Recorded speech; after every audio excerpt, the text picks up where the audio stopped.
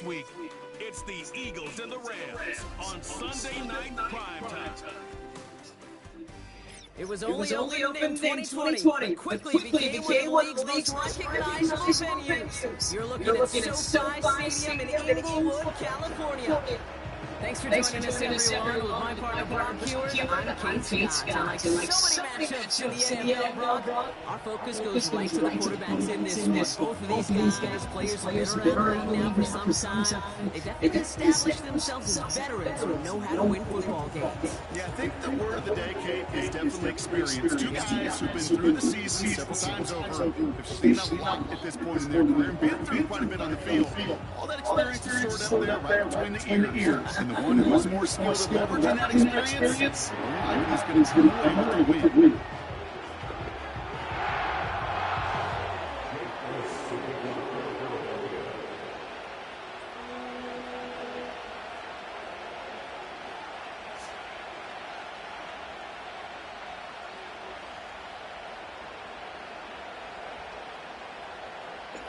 Jake Elliott is out ready to kick this one away. And the nightcap for a busy Sunday has begun. He fields it to the 8. His return makes it up to the 25. So the Rams offense getting out there for their opening drive of the game. And they're brought out by the 16-year pro, rebounded from an injury last season, Matthew Stafford. Two numbers that a lot of people were focused on from his performance last week. That would be 3 and 0, as in touchdowns and interceptions. That's a quarterback who was efficient, aggressive in the right spots, but he took great care of the football. And of course, he cares less about those two numbers. It's more about the and they stop him before he gets to the return. Well, this one's really off to an exciting start, partner. Hopefully this is the type of energy we're going to see the whole way today. Defensive coaches love to say, steal a possession, find a way to steal a possession. Well, they stole it on the very first play, and now put their offense in the driver's seat. So here come the Eagles for their opening drive. They're led out by QB coming into his fifth NFL season out of Oklahoma. It's Jalen Hurts. You really do love these moments as a quarterback. Bouncing on that field, energized by what your defense just did. Giving you a gift, turnover, it's a really optimal field position. Wouldn't it be rude to them not to accept that gift for the early lead up to really crush their opponent's spirit?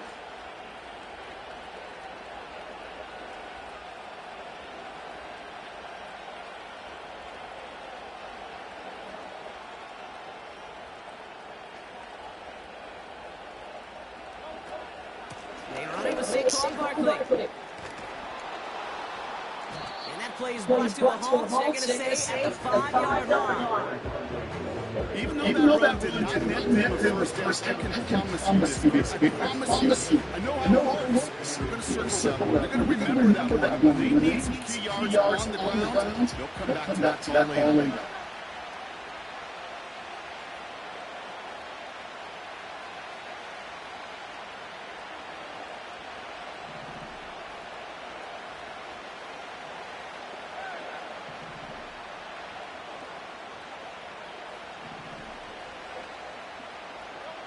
Operating from the gun, here's Hurts. And his short game gets the Manu set it down. I'm sure coach and play caller doesn't mind making the job a little bit easier. The play calling's a lot simpler and easier when you count on the offense to move chains on those early downs.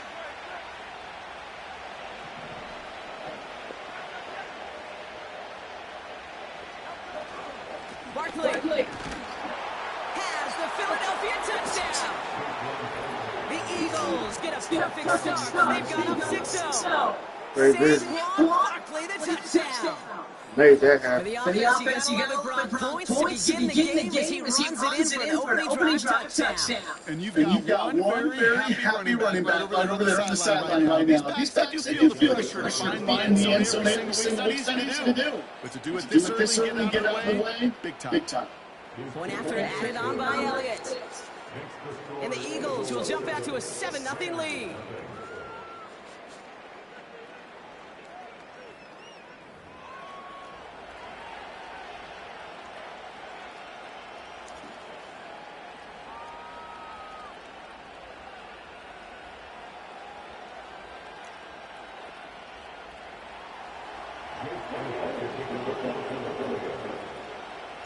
Elliott's all set for the kickoff. Fielded at the 7. And in the end, he's able to get to what used to be a touchback. That's at the 25 after the return. The Rams back out on offense as we see Kyron Williams again. And you know who the ball is going to when they reach the red zone. He's currently top 5 across the NFL in rushing scores this season. Offense ready to begin this drive. First and 10.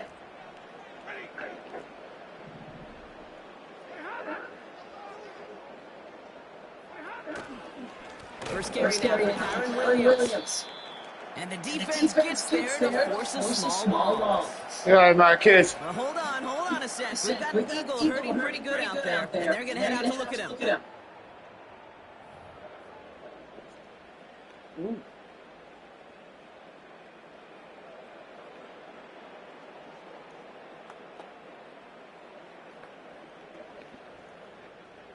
Everyone's prepped. It's second down now.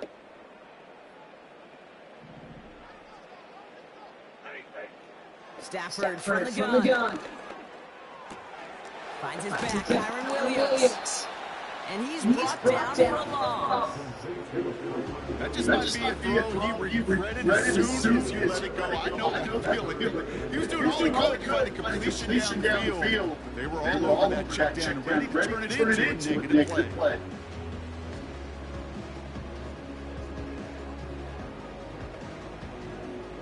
He's driving some serious trouble. It's third and 12.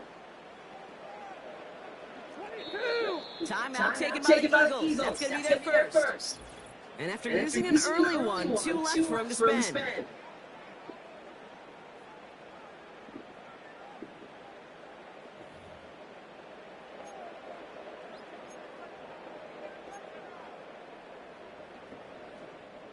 He's driving some serious trouble. It's third and 12.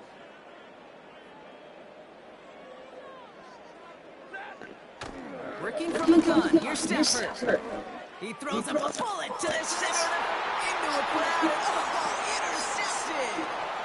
Darius Slay has it. And the Eagles regain possession as he makes the 30th interception of his career. Oh boy, they cleaned up the fumbling issues for the last drive, and now it's an interception that turns the ball over. Yeah, two very different tones and tenors on these two sidelines. One coach is clean, begging for some ball security. The other is simply saying, keep it up, boys, taking that ball away. Job well done. First down on the Barclays. And they've got him behind the line for a big loss. He stopped being that time by the rookie from Florida State. Back to the line they go. Second down.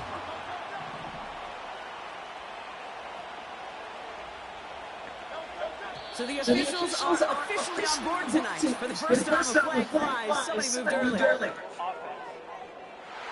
There was a blitz coming, and that got somebody to panic and jump early. It cost them 5 yards. Still second down. All right, here we go. Second down.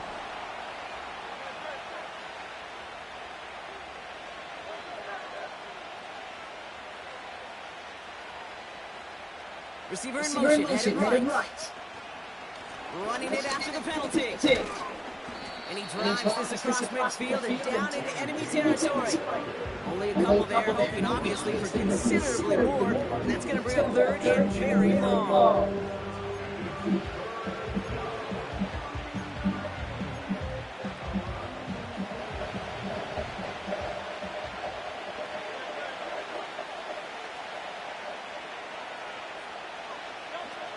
Hurts looking to throw. He's finds Smith. And he's caught behind the line for a loss. Now on fourth down, on comes Braden Mann to get this away for the Birds. And after that drive, went backwards. He's going to send this one forward.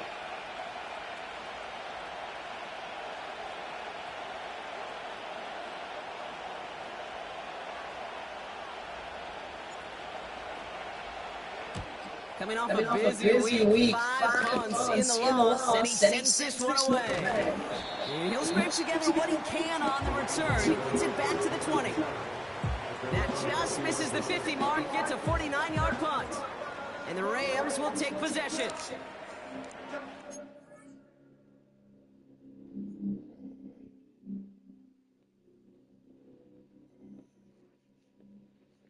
No.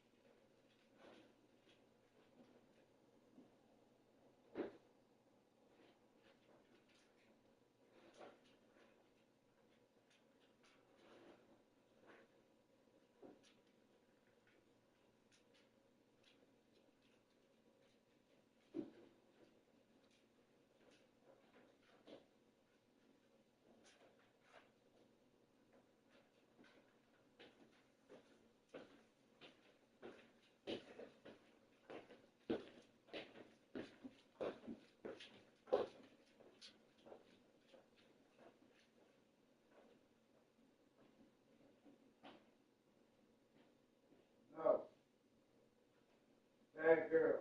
No.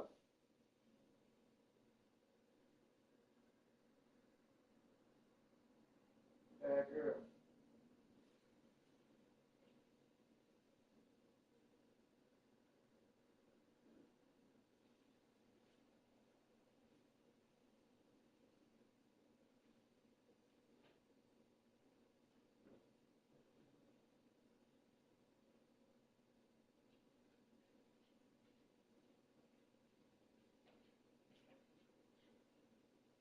Leave it up.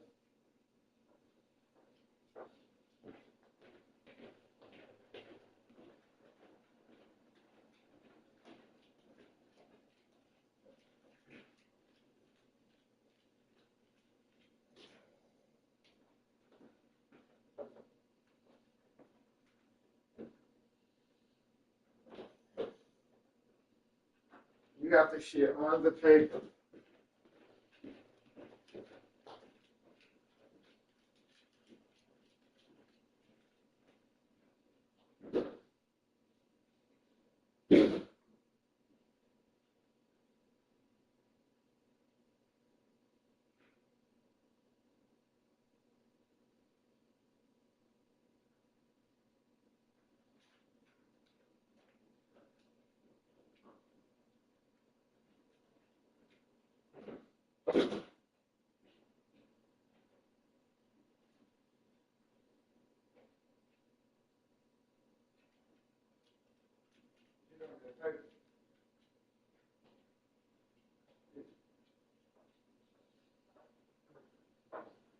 Was it you? Who was it?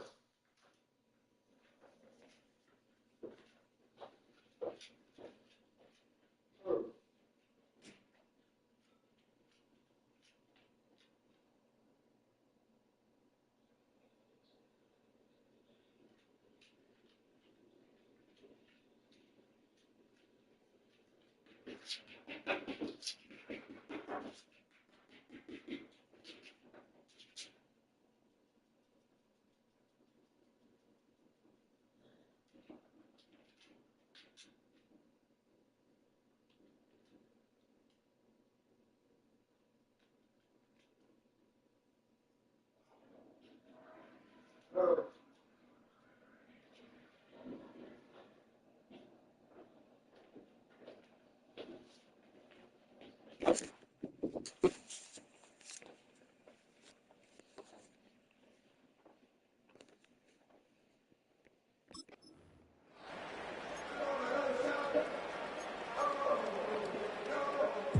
And the drive will start out with first and 10.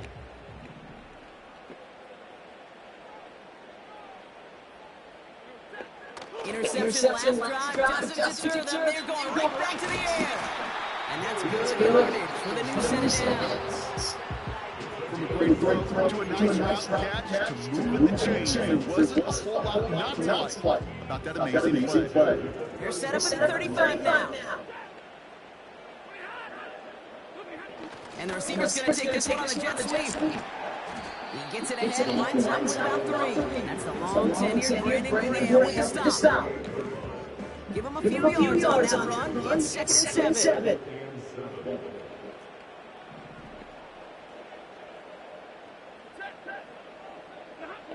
From the 38.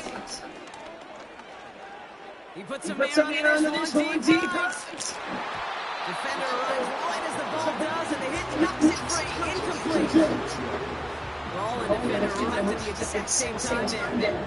And now it's 3rd down. Well, that was almost one of those nice chunk plays you like to see in the NFL, Pete, before he was able to recover, provide the hit, and ultimately dislodge the football. You like to see that physical edge and scrappiness contest any kind of shot plays down the field. And even on 3rd down, he sees no choice other than to get rid of it. Not the play they wanted. It's going to be 4th down. This is why we hear about speed so often when you evaluate players. Once he senses the pressure, he's getting rid of that ball. It takes a player who can close quickly to get to it before it's released and alter that throw.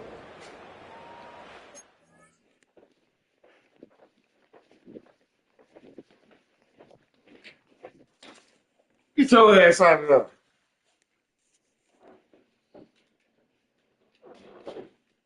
Go get in the cage. Go get in the cage. Go get in the cage.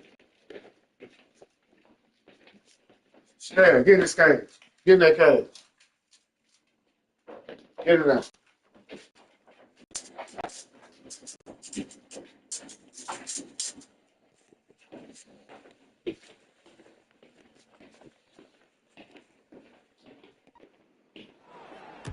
4th down, and on comes the punt team, and the kick's away. And they'll get under this one and make the fair catch at the 19-yard line. No return on that punt, and the Eagles will take possession.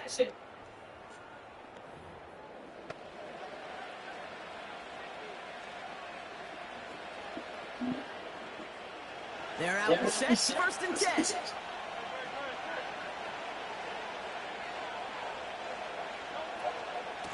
Starting on the ground here with Barkley. And he found some running for a nice gain. Pick up of 8 on the run, and that sets up 2nd and 2. Well, that doesn't matter first down. If you get yards like that in the run game, you will take it in the NFL. After a good pickup, they're set up for 2nd and short.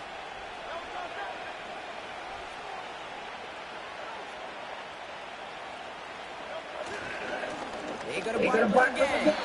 And the defense gets there to force a small loss. It's amazing how fast these guys are on the field and how fast fortunes can turn. 2nd and short, feeling good about yourself. With a negative play, well, now it comes to critical 3rd down.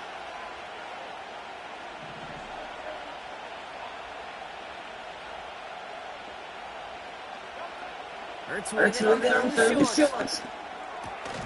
Complete beyond the marker. And this one's brought to a halt at about the 36-yard line. All set up now for 1st and 10.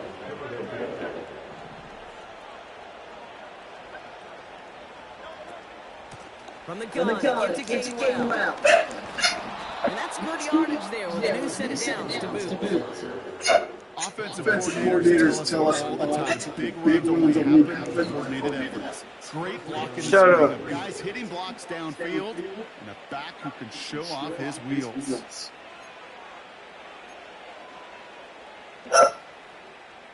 First and 10, ball set up at the 48.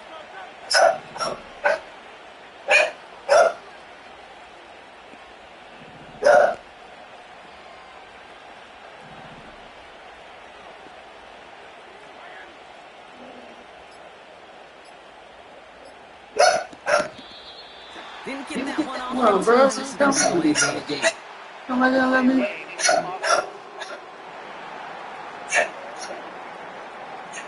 Must have lost sight of the play clock there, Brock, because the quarterback could have snapped it in time, but instead, they take the penalty. They'll have to come up with 5 extra yards now after that first down flat.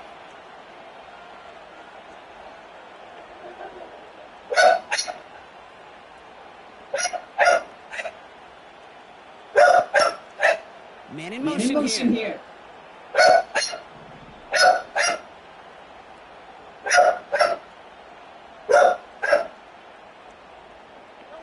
Hurts now from the gun. An alert play defensively there. Got a hand on it to tip it away. That makes it second down. I'm just going to say maybe not the guy you want to pick on the coverage of this particular series. It's a hand on that throw and knocks it away the next time. Well, he could get 2 hands on it and take it the other way.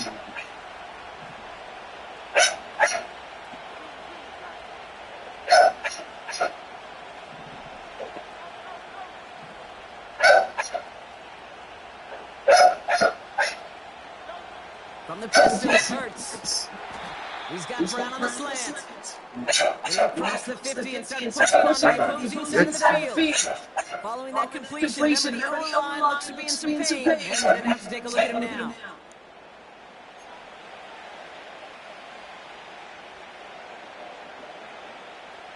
Let's see what they draw up on this 3rd and 7.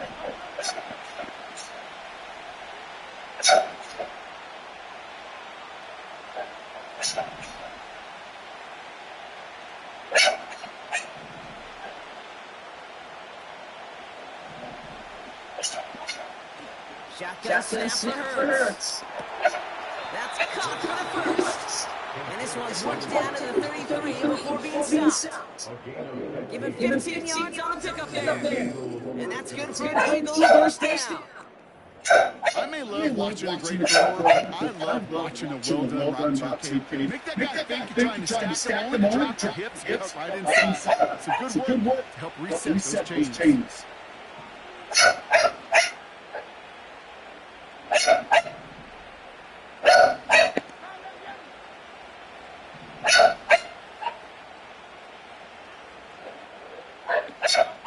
Hurts throwing again. Able to get him to Barkley. He has room for the 25. And they can't bring him down until he gets into that red zone at the 19. Big gain, 14 on the play. And that's a Philadelphia first down. To this day, I can still see the faces of the big guys in the huddle. You call a screen like that. Instead of them just getting knocked out, they get to be selfless. They get to push those linemen downfield and then tee off and go hit somebody like they did right there.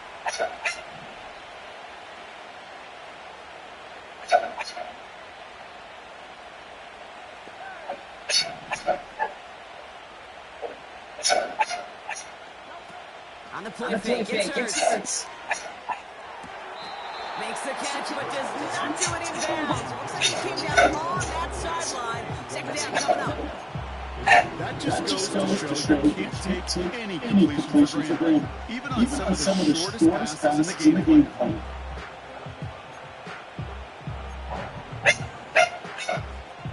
No dummies on that flyer pass. Here's second down.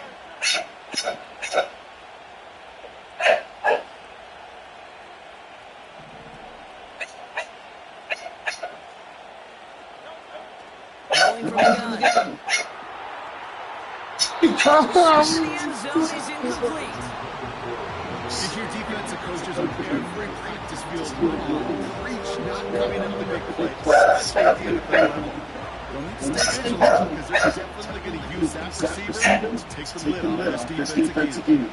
So after that block completion, we've got 3rd down.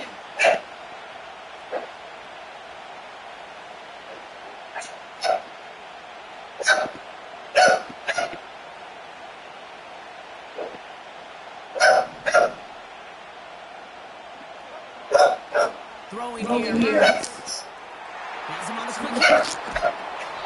They'll have first and goal to go now after they gain 18 on the previous play. Good offenses. Good play call. They utilize their personnel. They know where they wanted them. They wanted them on the route in space, but he could make the initial play comfortably, but then go to work after.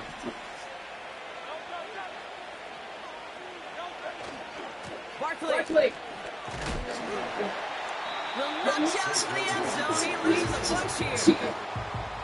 Talk to a bunch of different GMs, especially around draft time, and they all say the same thing. Linebackers are so hard to find. It's hard to transition from the college game that's in so much space to this game where you've got to play the phone game yet, have that explosiveness to chase a play on the outside down like that linebacker just did. And he sent a man in motion.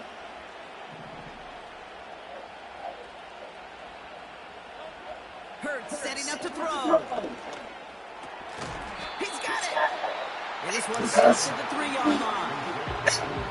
He's just one of those guys, Kate. Even when he's not open, he's still a target. Thanks to that physicality and his ability to just play fully home. They don't like forcing into coverage, but sometimes when you got a bully like him that create space, just find a way to get him the ball.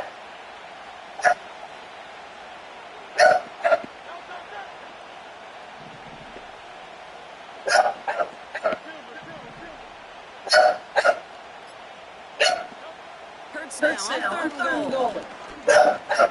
Escapes out. And the game works for the touchdown. The Eagles take a 13-0 lead. Jalen Hurts with a touchdown. Great play by QB there, Brock. The play broke down. They didn't have much of a choice other than to escape and improvise. And in the end, turned out to be the best call it could have made. It is such a necessary tool in today's NFL. You can put it right in his tool belt, Kate. You know, in my day, you could be a blacksmith, right? You could just do the job and stay in the pocket. Not anymore. You got to be an artist. And you got to be an artist that can create when things break down. And that's big time to get a touchdown out of it as well.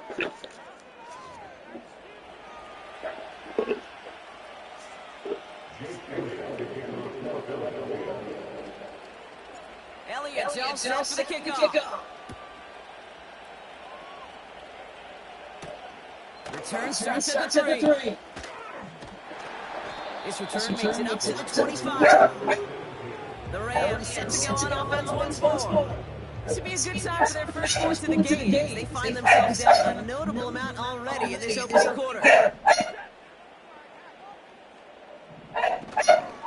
Here's Williams to start the drive. And he's going to get this up to the 26 before being taken down. Now we'll take a moment to check out his numbers on the ground from a week ago.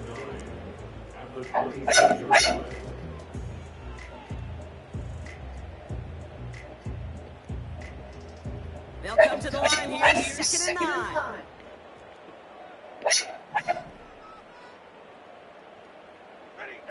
They pick the handoff now, Stafford. Pocket isn't holding up, they're able to drop it. And that pushes them back, 3rd down coming up. It's a loss of 6, brings up 3rd and 15.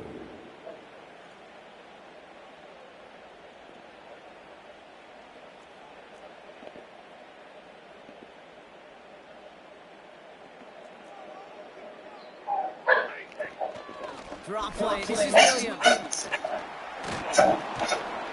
And he's going to be brought down to the 28-yard line. An 8-yard gain, but still left with a 4th and bunch. The Rams are set to punt. Back deep for the Eagles is Isaiah Rodgers.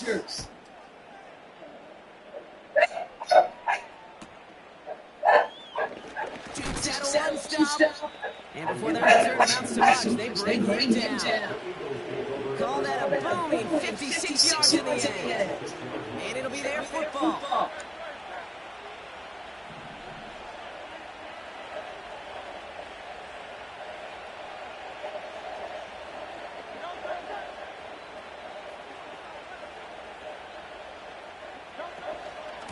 Now a shotgun handoff to Gainwell. And he scampers ahead and gets 2 on the carry. You know, not a ton of yards, but still showing that commitment to the ground game. The type of game that keeps the defense loading up in coverage and focusing entirely on that passing game. 8 yards to go. Let's see how they approach this 2nd down.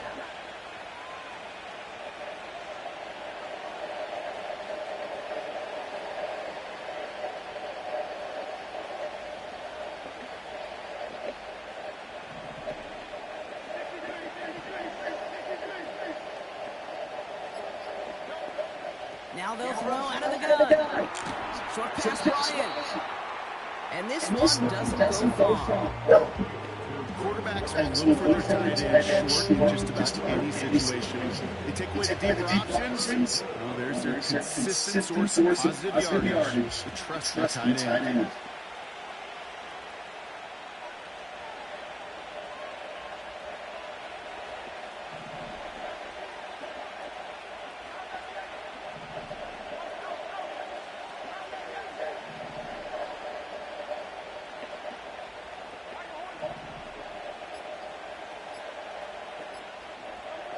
On third down, it hurts. That pass caught by Johnson. And they're able to touch it down. Let's bring up fourth down. How many times can we see those horizontal east-to-west routes just get that first down on these critical third down situations? It takes tremendous eyes, tremendous speed, and a tremendous watching by the defense to stop that short. Team is on now, and they get this away. He takes the fair catch at about the 26-yard line. We don't get a return out of that punt. And they'll get ready to go on offense. They'll get this drive started. First and 10. Off the play fake, it's Stafford. It's another first down mistake. He's intercepted again. Darius Slay has it. And the Eagles take possession as he makes his fourth interception of our season.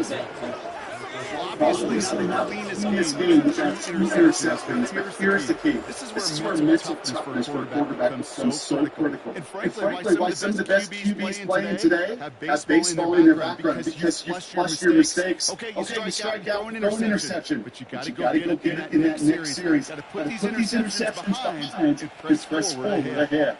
Philadelphia getting ready to go on offense.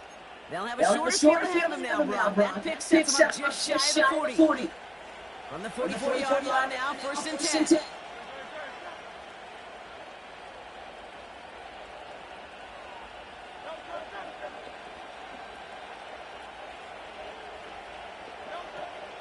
Barkley on the shotgun handoff. And he powers through the middle for a gain of 4. You know, these are some of the hidden plays in the game. It doesn't like a whole lot on the stat sheet, but if A gets good yardage, B it sets up the play action, and C, most importantly, keeps that defense guessing. Second and 6 coming up here. Slot man, motion over.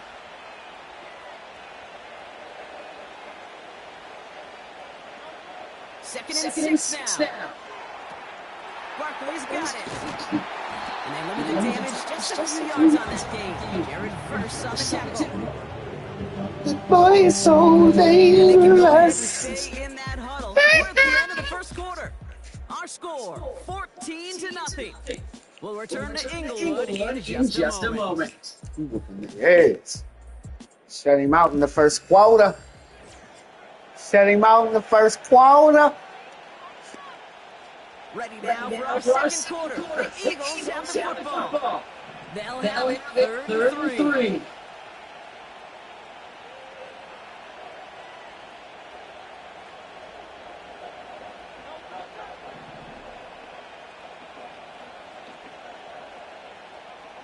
Running back sent in motion left.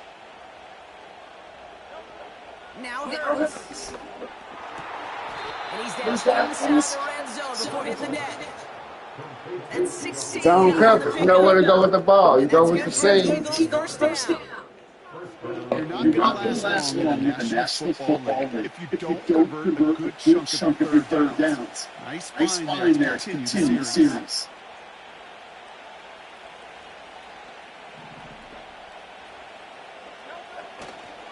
Toss play to Barkley. Yep. Ah! That was my bad. You gotta press up some. But they overran that, boy. I cut it back on their edge. That was bad. I didn't have to juke though. That was my mistake. I didn't have to juke. All I had to do was just cut it back. They was dead. Options are open here. It's second and inches.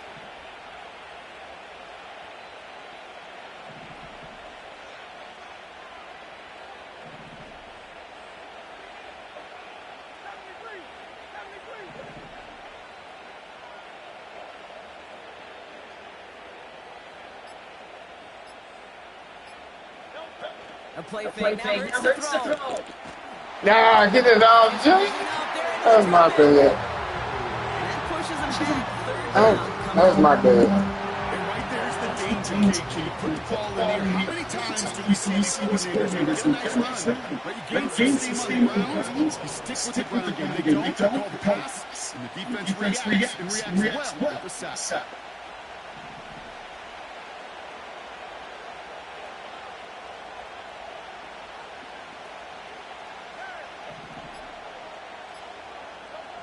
Here he is on third long. Damn, I was gonna say, I knew that cornerback was out there, but I didn't want to. All the way down to 6. They've been leaving him open, and this is something they're going to have to button up in the near future, Buck, considering the tough start this guy is having. Yeah, this running back's making all sorts of friends with his buddies in his offensive. Enemies on the other side, but this kind of production means everybody's going to get to eat today. Bad play.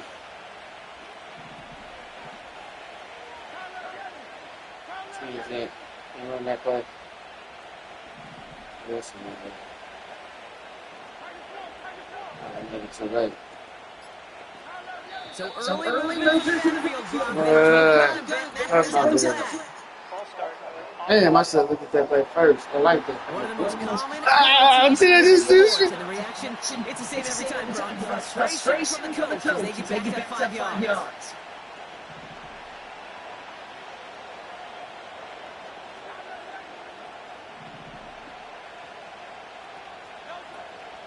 They'll run here following the penalty. For a rapper, they may try to charge.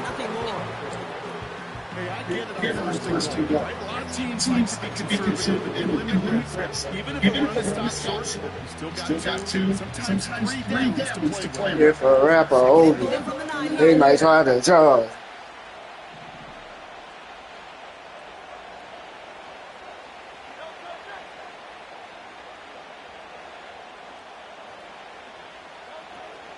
Option play, they get to Barkley. Yeah, bounce off my own. It'll be a 5-yard gain. Brings up third down.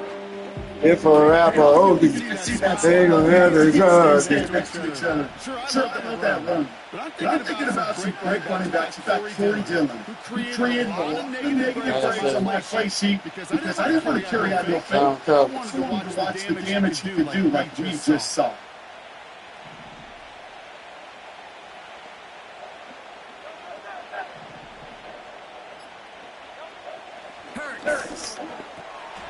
Touchdown, Philadelphia.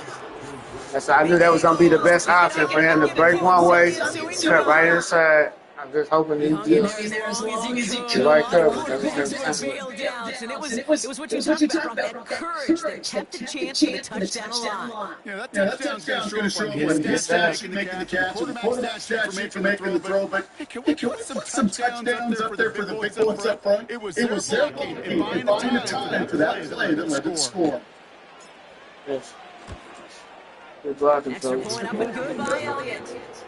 And the Eagles stretch their lead to 21. Here for a rapper, Odie. They might have to charge.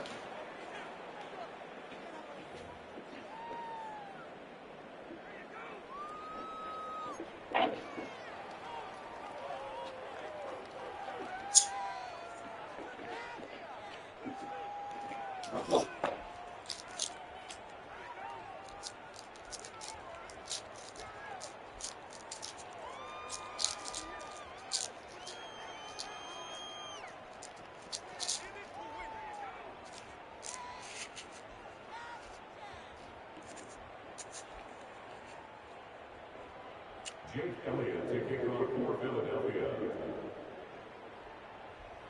Elliott's all set for the kickoff. That's going to be taken in at the 8. And this will give them at least a field position. The return gets out to the 30. The Rams and Matthew Stafford set to go back on offense. And this drive, Brock, hopefully longer than that last one. They were only on their one play before they were picked up. They're kind of a good chance right now to see how risk-averse these guys are offensively. A lot of game left. They could give the passing game a little breather and start this one on the ground. He'll get this to come. And he'll head out of bounds after a short gain. It's not just imperative the quarterback goes man or zone. Same thing for receivers, especially on a drag route. When he sees zone coverage like that, just settle down, find the soft spot, and give your quarterback a chance. From the 32. No, they get him yet again. Picked out by Quinyon Mitchell.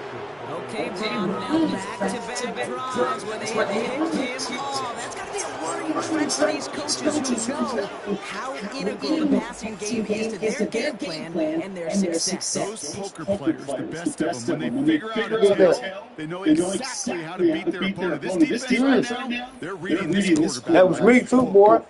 The Eagles and quarterback Jalen Hurts ready to go once more on offense. And his touchdown, another one this season, as he continues to sit among the NFL's best at punching it in himself this year. Eagles in a good spot here as they come up to the line, 1st and 10.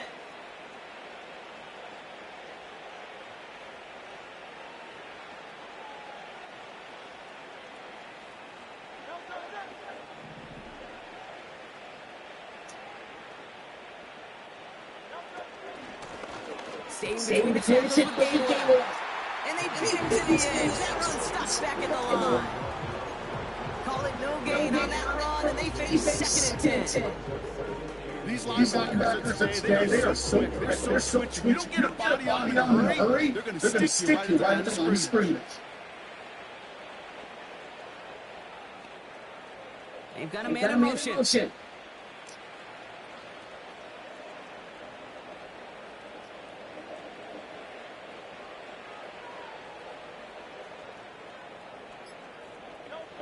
Second and 10 now. That's who is running back. Kenneth Gainwell. He gets it forward for a gain of 3. Jared Verse on the tackle. As an offense, call a screen, expecting the game just a few yards. Call it, expecting to bring out something big, substantial. But it's up to that defense to stay ahead of it, keep it contained to something much smaller. Case in point right there.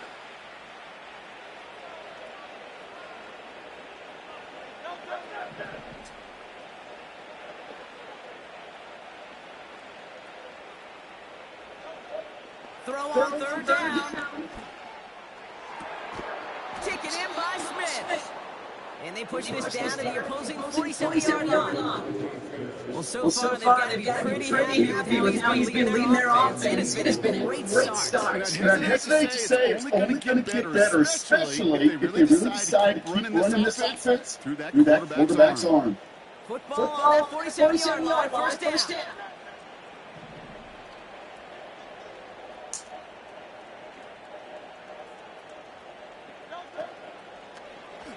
This set it down, starts with option right. Minute 6 on the play, bringing up 2nd and 4. The difference right there between that gain and the get loss. Really quick decision making. He made a quick read, saw the quarterback was going to get it, and he pulls it himself for a positive gain. After a good pickup, they've got 2nd and 4.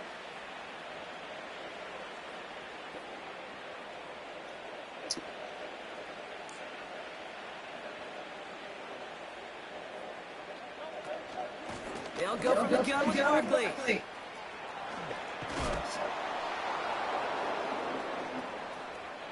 Dodges the tackle and he's in. Touchdown. The Eagles parlay the interception into points. Saquon Barkley the touchdown.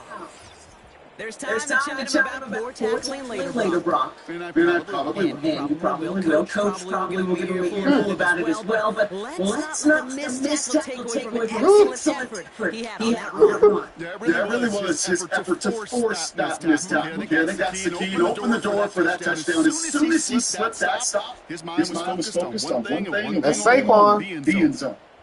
Elliott on down to attempt the point after.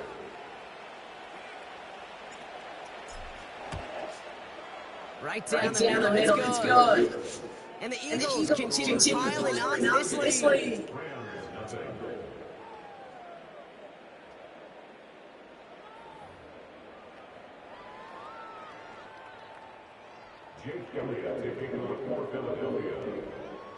Elliott's all set for the kickoff. Returning it from the 4. And in the end, he's able to get it to what used to be a touchback. Gets at the 25 after the return. Possession switching back to the LA offense as they head out. And this drive, they need to come up with some type of answer because, well, Brock, we can almost hear those engines starting to gear up. They might have a boat race coming. Yeah. I think everybody in the building feels this has been so momentous one way. And as a competitor, you have got to stop that slide. Drive starts out with the first and 10.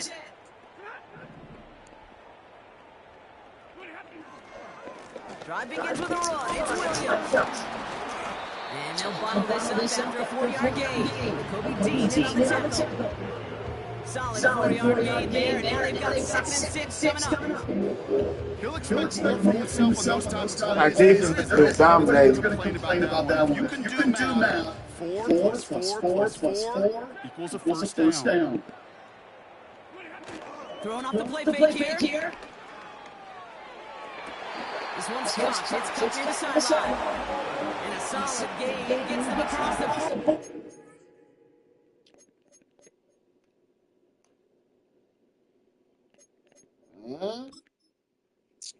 I don't think he caught that though, but oh.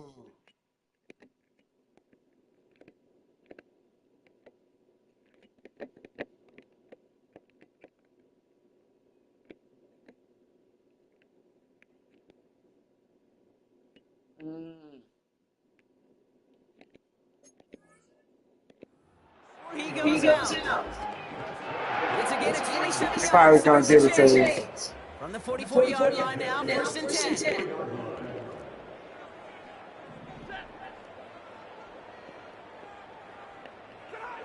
Throwing now, Stafford.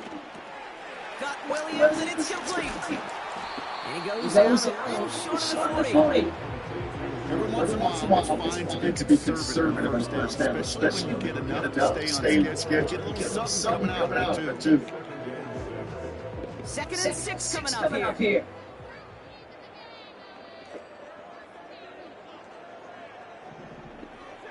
From the 41. Cup on the catch. Come here. Now That is a potential drive killer. Defenders all over that one. Kept him from getting vertical after the catch. This drive in jeopardy. Here's a 3rd and 10. Now Stafford again. Hey, boy. They're able to drop him. And the defense comes through. That's going to back him up and bring up 4th down. It's pretty clear, isn't it? It's this constant pressure. That's when they try and block me with just they single block me, I win every time. I supposed to get other supposed to be my side. I just overran and he stepped up on my ass. All right. It's imposed on this There's plenty of more opportunities. Keep them out of rhythm and build up this lead. This offense is not going to author a comeback if this quarterback continues to run for his I'm going to get one. Punter takes Oh, the yeah. field on 4th down, and he sends this one flying. The Eagles and Saquon Barkley ready to take over once again. And I'd say the ROI on his early touches made him a pretty good investment for first half. He's gotten off to a great start here. Eagles in a good spot here. They come up to the line, 1st and 10.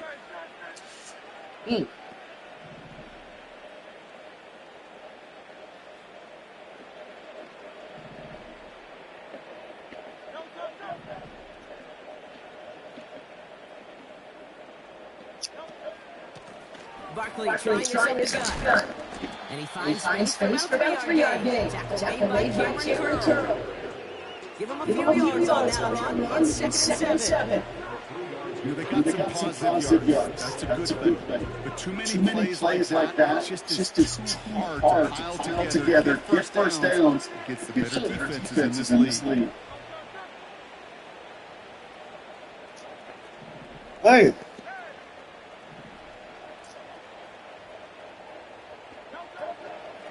Here's a give inside to Gainwell. He like fast. For the first down yardage. I think with that call, they were trying to set him up with a short third down run, but he said, nope, not on my watch. I'll just go get it all right here now. Playbook's wide open for first and 10.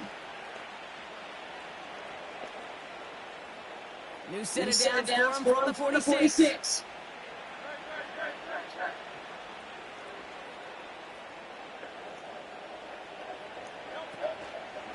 First down, and they go right back to it. And he's going to be brought down after reaching the 43. That's an 11-yard pickup, and it gives them the first down. Some backs are easier to That was Saquon. I'd have been gone. They look for those opportunities to bust through tackles and keep those legs pumping.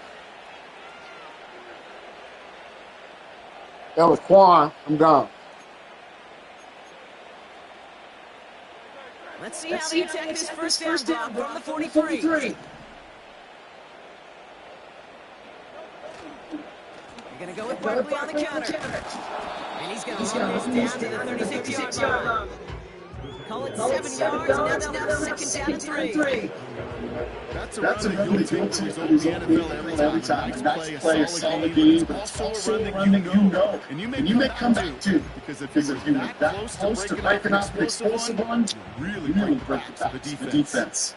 Second and 3 now.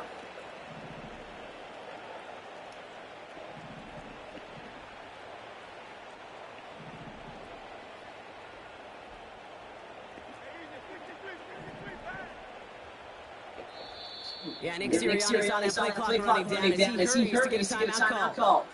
They're down to their final one in this half.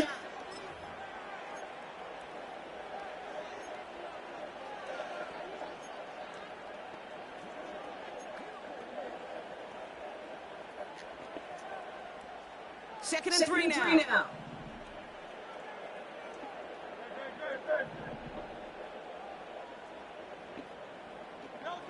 On the play fake, gets Hurts.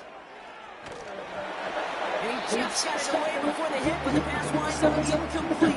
It's going to be third down. You know, when we were growing up in the backyard, alligators. One alligator, two alligator, three alligator. He needed another alligator in order to get that ball right at the defense for forcing the completion. No connection on the last play, and now it's third down.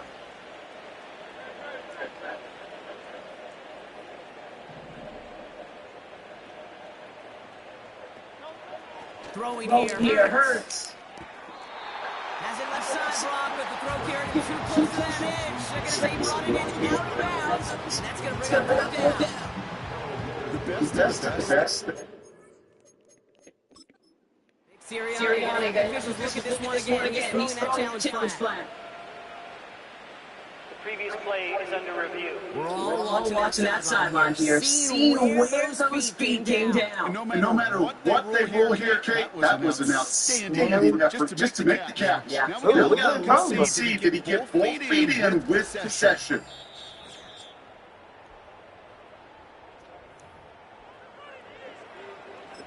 After review of the play, the ruling on the field is reversed. Well, great work by our camera operators here. The video show was so tough to see in real time. Both feet were in, and the call has changed to a catch. First and 10 now from the 30.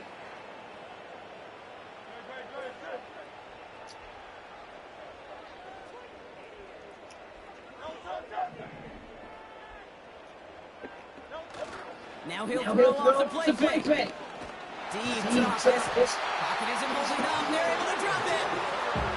And the big play drives them backward. Second down coming up. This defense didn't just so good for Creating and making like you never when this thing can turn in the NFL. And that is exactly what the doctor ordered.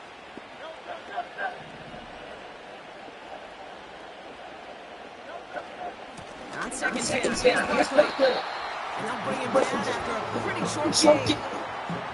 They pick up a 6 yards, still well behind the six for this third down. I think one thing that learned transition from college to the NFL, not every run is going to be a big play. Some of them, they're just testing it in a minimal game, and some of them will set up that critical play action for later.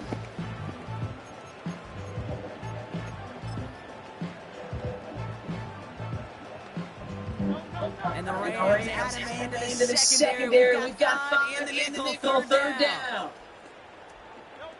Hurts the throw. Throw left side, complete. And he gets a 4 on that run. It's going to be 4th down awaiting them after the 2-minute warning. Jake Elliott down to put up 3 for the Eagles. It'll be 51 yards for the left hash.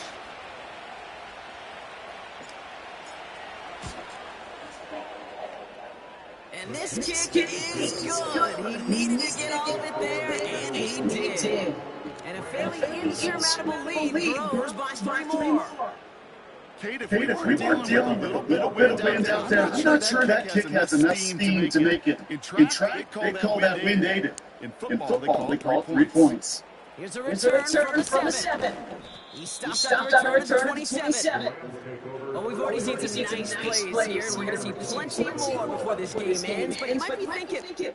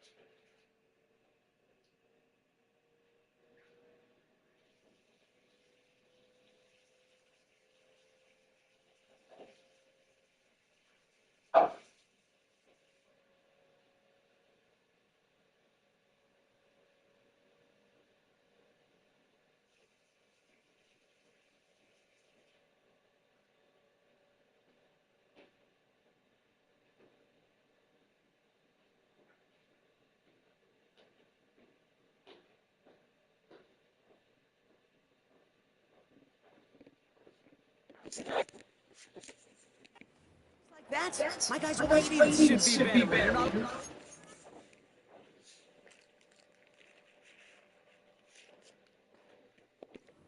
Chance to let the Madden ratings hotline know just what you're thinking. Give them a call. 1-844-MADDEN-1 and make your case for who should get a boost. Stafford now on first down.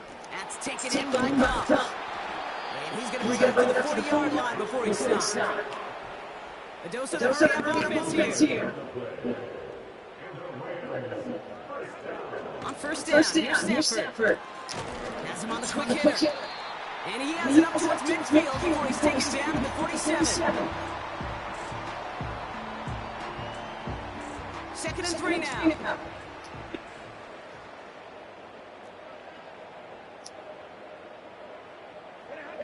Working from the gun. Here's Stafford. That's our target, Puka Nacua. And this is marked down right along that 40-yard line. A nice gain of 13 yards as it brings up a first down. That's just great instinct. Go air it out on second down rather than just be conservative and run it. They hit a one point in the coverage and don't need to worry about third down at all. Throwing out on first down, Stafford. It is close up. He's descended quickly and dropped after looks like a yard gain. Zach on with the tackle. Sometimes when you're just looking to move it forward, get some small yards on the throw, quarterback's best friend, security blanket, with the big old tight end, that's an extra bonus. Shotgun snap to Sanford. Builds up this one to his running back, complete. And he gets around six there. Kobe Dean on the tackle. All plays on the table here for third and three.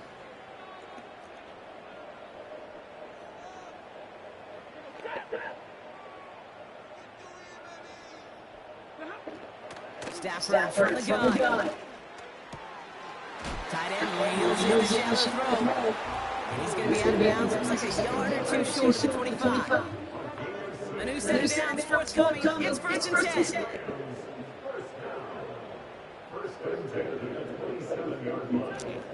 Shotgun snap, looking to throw. He keeps the speed in and makes the catch.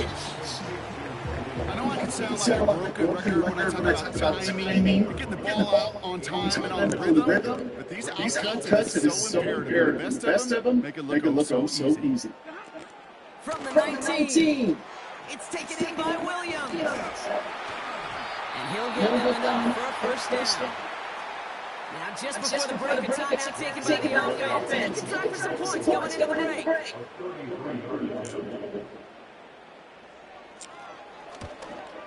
Slides, kick is up and good.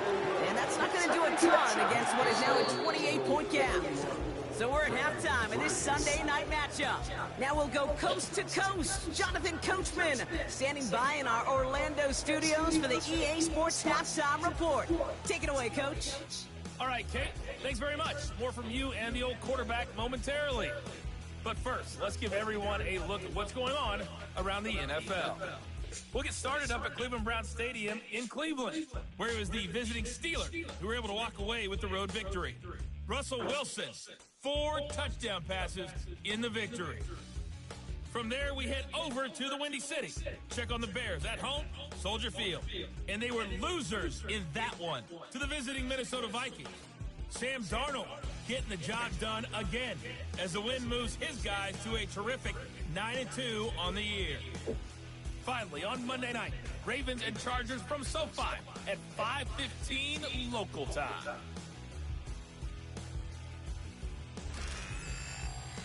Here, it was the always dangerous Saquon Barkley with the impressive first half.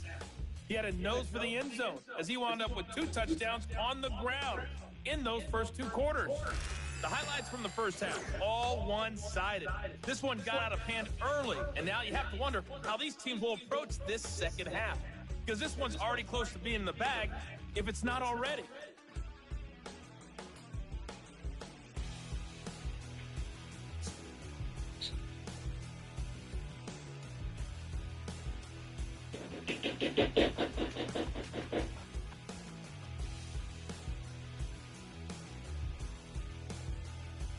Thanks so much for the look around the league, Coach. But now it's time to turn our attention back to this one as we begin the third quarter.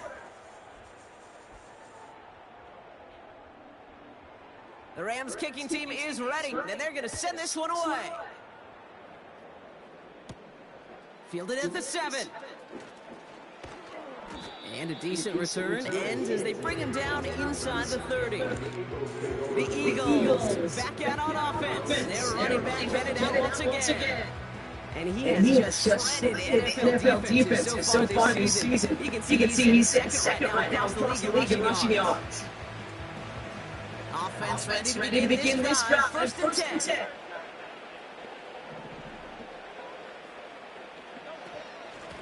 Straight ahead, here's Barkley. And he'll push this upfield and earn them a new set of downs. Ooh, I like that goal. I really like it with those sticks. You can keep them on the sidelines, and you get more than enough to get the first down. New slated downs to approach here from the 40.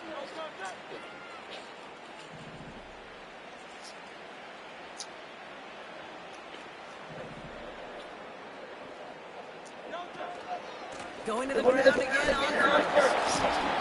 And he's tackled after gaining a handful. And he certainly certainly given us a performance worthy of these prime-time lights. This is now 100-yard game he's put together.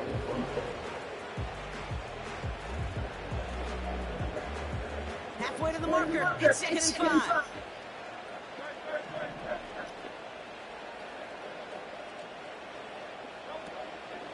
Short side option here. He's running left. And he protects himself with a slide there after a decent gain. It's a gain of 5. He's just short. That's third, less than a yard.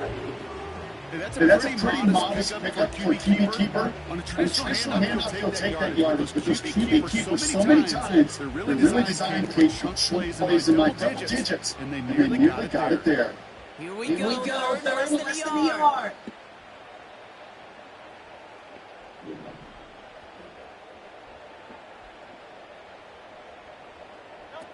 A little touch pass here, trying to run the change. And he'll pick up enough to move the chains. Biggest difference in the college NFL game, we know this team, it's matchups.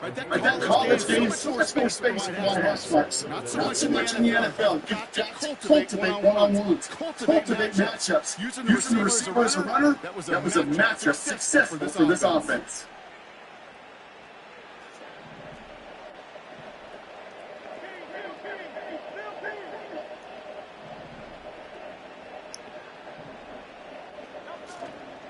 First down, on the Barkley. And they try to power it forward, but only a couple yards there.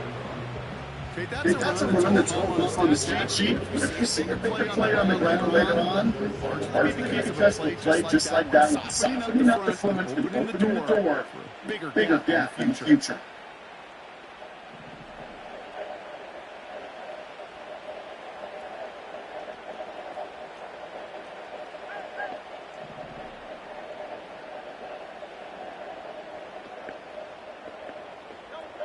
From the 44 here on 2nd down. Short pass brought in. And this one's worked down to the 33 before being stopped. It's a pickup of 11. And that's a Philadelphia first down. Gosh, I really like this receiver on that drag route in particular. Why? Because he's a guy that creates after the catch. They don't close quickly. He could take it to the house.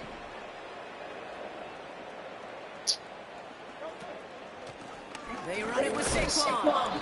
And they love to see him fighting forward, but he only gets him 3. Got to be rush hour, Kate, because there's a whole lot of traffic up the middle right there. He ran right into some gridlock, and he could only manage a few yards at most. 2nd down now, 7 to go.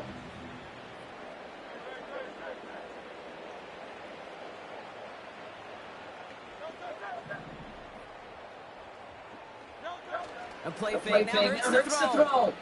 Flushed out the pocket. Complete to the right side.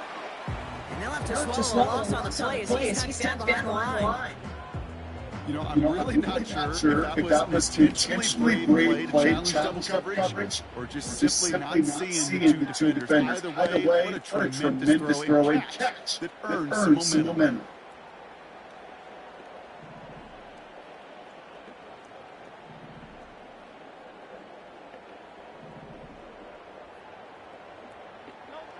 On third down, it hurts. Incomplete. Has a connection, but Stone hands got in the way there. So on 4th down, on comes the Eagles kicker, Jake Elliott for the try. From the right range, a 49-yard look. The kick by Hopkins is good. And the lead continues to grow and grow. Hey, he's firing a bunch of confidence in himself. My bad. Second time they brought him out for a field goal, and second time, he's not right. Trust is earned in a number of different ways on the field. That's the best way to gain it as a kicker. See, I figured he was going to beat him. I knew it was 1-on-1. Elliott's all set for the kickoff. Exactly. Has this at the 6. Stop on return to 27. No damage. Beat down. Shall we just look at replays as we re-examine his performance so far in this one? This is a beat down. what I call a beat down. And the drive will start out for the first and 10.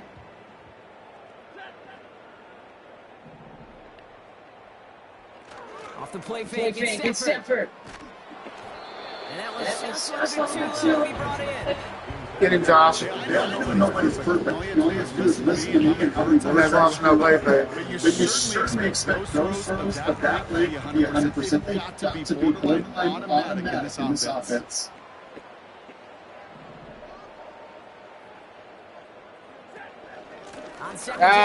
Good block. And he'll get it up near the 38-yard line before going down. And that one goes for a gain of 11. And it brings up the LA first down. Coach gets in that QB set. We told his offensive QB, listen, I don't want to see a third down on this possession. Or something like that. Whatever version he told him, it worked.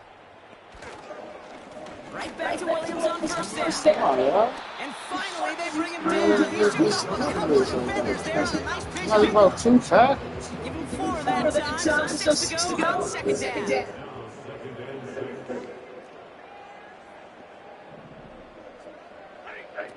From the 42. Yeah. He'll get this to Cup. And he'll be taken down, but not until he reaches that 25-yard line. Hey. Give him 13 on that play. And the Rams are going to have a first down.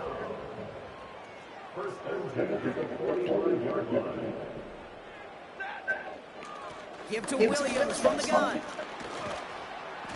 And he'll get this forward, and he stops at the 37. It's an 8-yard pickup, and they're going to have 2nd and 2 next.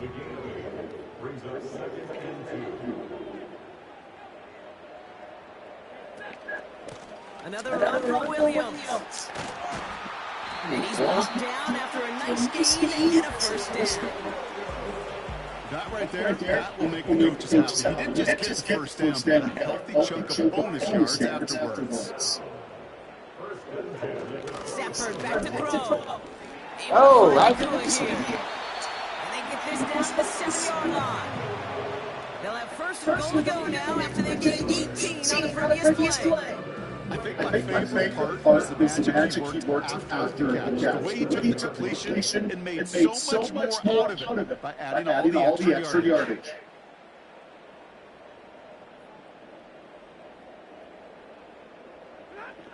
First down from the red zone. He just throws this one away. That is a DB. I mean, they getting there. Fuck wrong with them. Pressure earned that incompletion. They came in before he could find a target and hit him to alter that last second attempt to get rid of it. Now Stafford to throw. Still ain't getting there. And he's brought down real close to that goal line at the 1. Following that completion, medical staff headed out for an injured player. We'll see what the nature of his injury is. Williams. Whoa. And he could not get there. They said No, at nigga. the line. No gain on the run, and how about this? It brings up 4th and goal from the 1. Yeah, This defense simply outplayed the offense here in these first 3 downs. And now they put this offense in the unenviable position of deciding what to do on 4th and goal.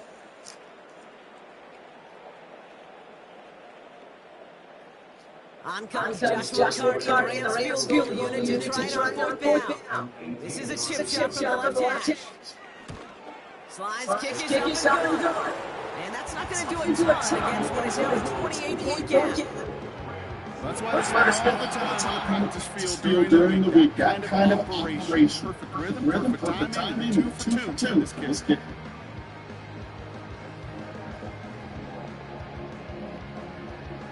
Rams kicking team is ready. They're going to send this one away. Return coming from the 6. And in the end, Brock, an exciting touchback. The return comes out to 30.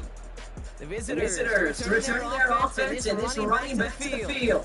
And I think we can agree to play him out of the end zone. It hasn't quite worked so well for this defense, at least not yet. Sports Twice really been the one he's can turn to for a spot or a big play when they do that.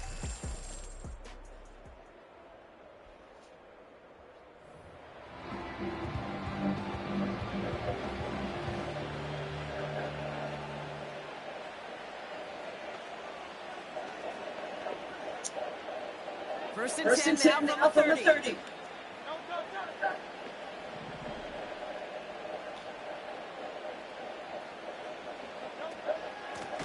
Now a shotgun handoff to Gainwell. And he won't salvage that. It's a loss on the play. Well, he was supposed to be the one to lift you. Got a new set of downs, started running rhythm. Instead, he's now forced to pick himself from behind the line, thanks to a great effort defensively. They stick with Gainwell. He gets forward, that's about 4 yards. Sack is made by Cameron Curl. They'll come away happy getting that type of output on most plays aside. They're getting some good push-ups in this running back is seeing the lanes and paying them off. Third and 10. Can this offense get it done?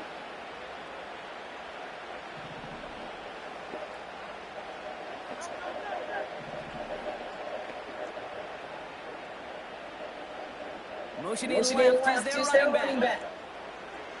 They'll throw on third long. Complete beyond the marker. And that's good yardage with a new set of downs.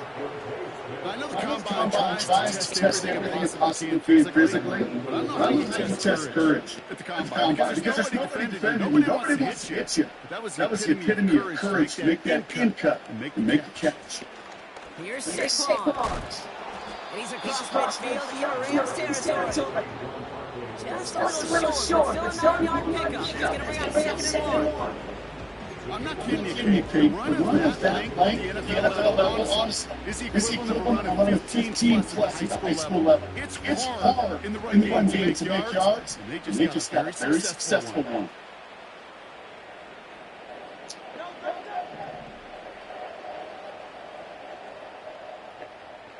One of the tight ends in motion left.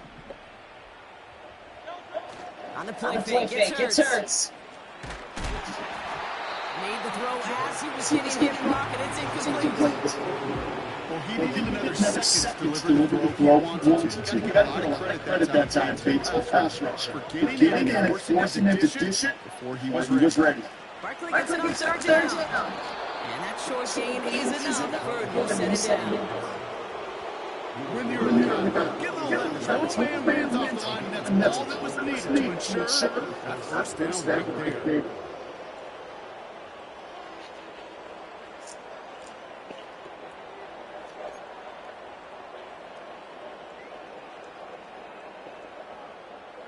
Ball on the 45, first and 10.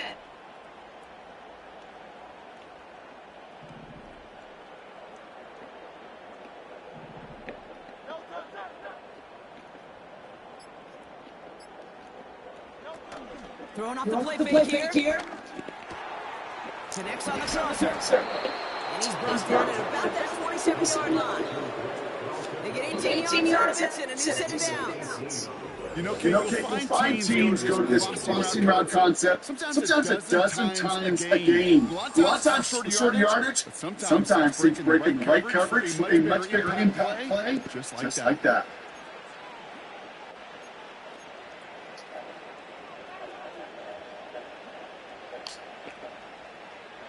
They'll come up first and 10.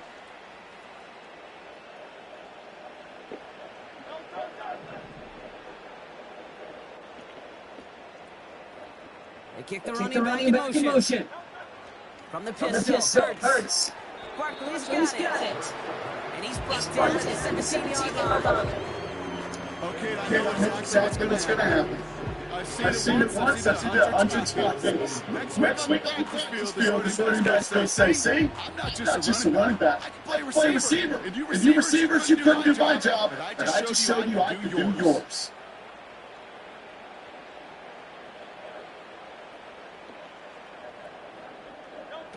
From the 17. Into the end zone, but someone's able to knock it away. That's incomplete.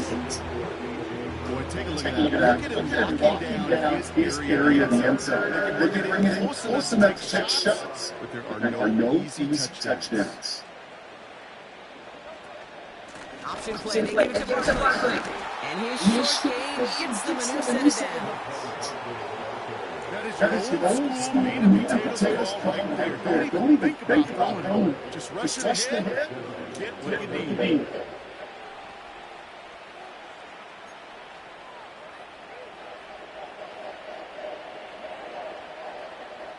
A new set of downs awaits them. Here's first and 10.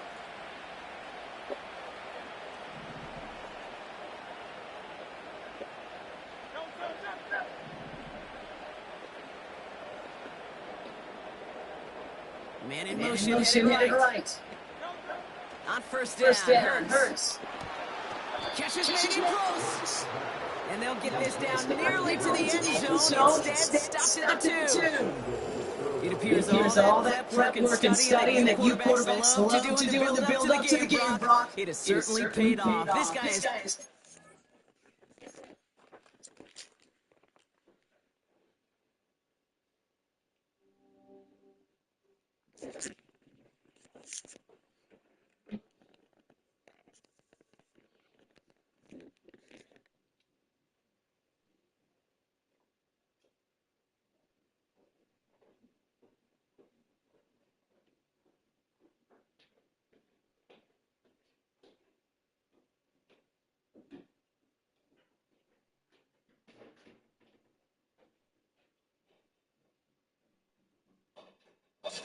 They're like vampires.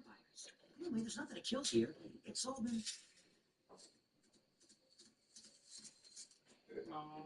What a cutie. But kill him. Great. You know, I haven't done this in years. We don't need to kill anymore. We have Pop-Tarts. Then isn't it? You're going to love this. Wayne's going to eat that whole deer, and the next one's yours. Wayne, go. No, man. I'm too old for this. Okay, how's it go again? Oh, no, wait, that's...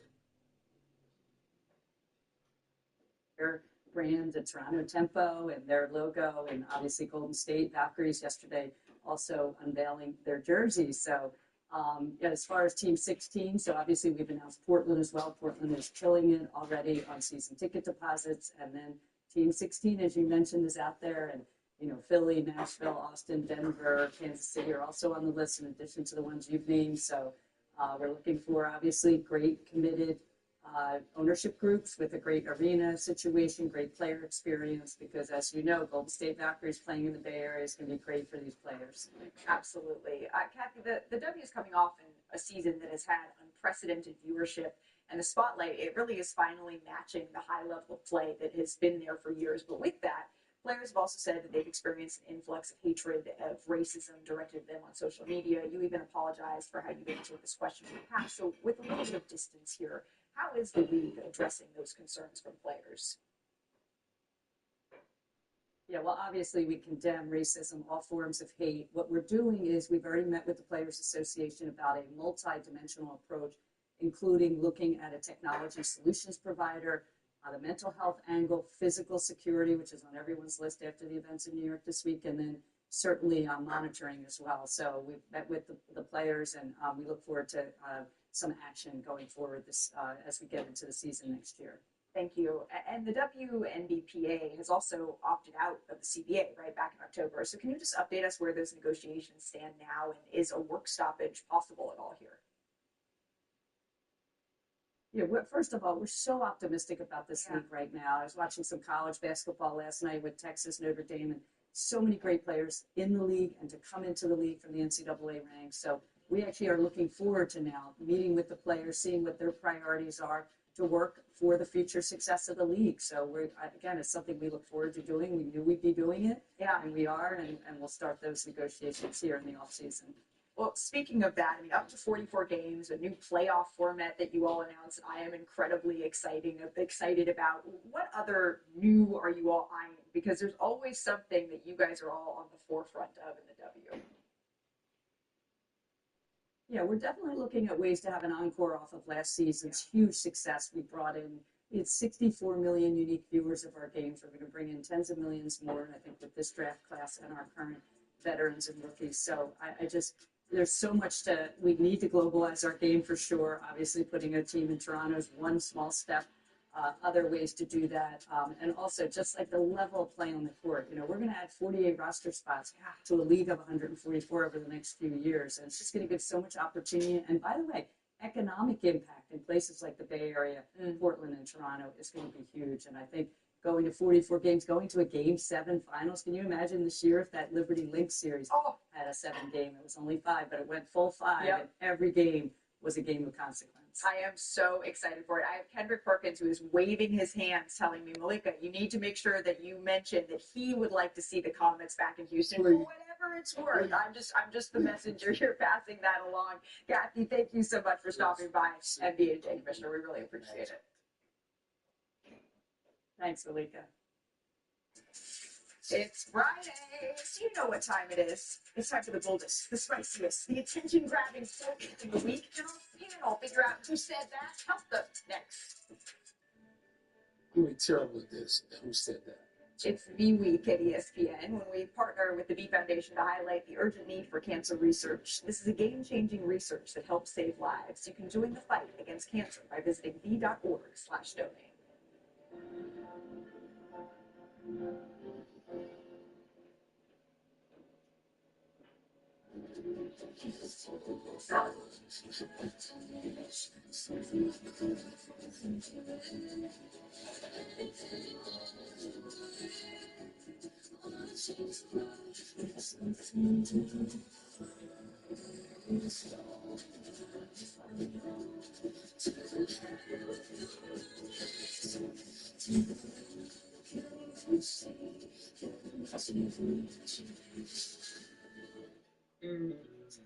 At Burger King, we flame grill our burgers. Why? Because that's how it should be done. Hot, juicy, smoky, flame grilled, made your way. Come experience the flame grilled difference with 2 Whopper Juniors for just $5. L'Oréal Paris presents a shocking thriller. Gray roots won't haunt you anymore. Magic root cover-up 3, 2, 1, done. Say goodbye, Grace. by L'Oréal Paris. You're worth it. My moderate to severe plaque psoriasis held me back. But now, with Skyrizi, I'm all in. Thanks to Skyrizi, I saw dramatically clearer skin. And many even achieved 100% clear skin. Don't use if allergic. Serious allergic reactions, increased infections, or lower ability to fight them may occur. Before treatment, get checked for infections and TB. Tell your doctor about any flu-like symptoms or vaccines. With Skyrizi, nothing on my skin means everything. Ask your dermatologist about Skyrizi today. Warranty. Okay. On an American Home Shield warranty, it can protect your covered home systems like this AC. Thank you. Don't worry, be warranty. For over 25 years, Lovesac has been rewriting the rules of comfort. It's okay to change your style. It's okay to change your mind. And to change things up. Get messy. Get immersed. With Lovesac, you make the rules. Popeyes had the best of both wings. Our juicy chicken is marinated to perfection with 2 distinct twists on all 7 flavors. Whether you prefer our spicy bone-in wings or our classic tender white meat boneless wings, we've got the best of both.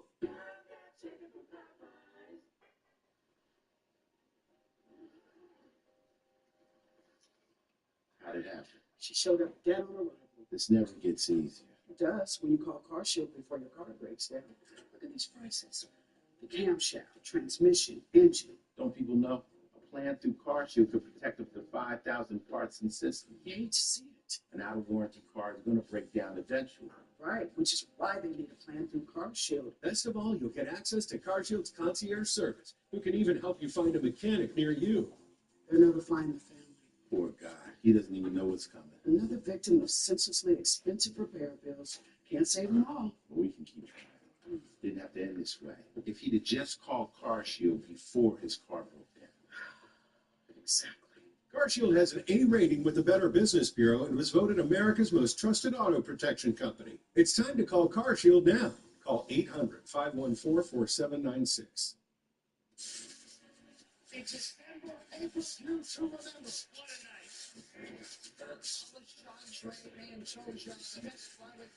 I also running this UFC debut. This is perfect. We got 2 undefeated phenoms. Let's go. I'm so pumped for this fight.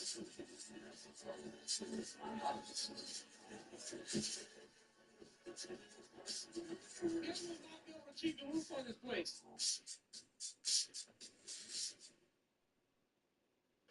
NBA Today is presented by Wingstop. Bring the flavor. So let's take a look at this daily assist brought to you by Panera Bread.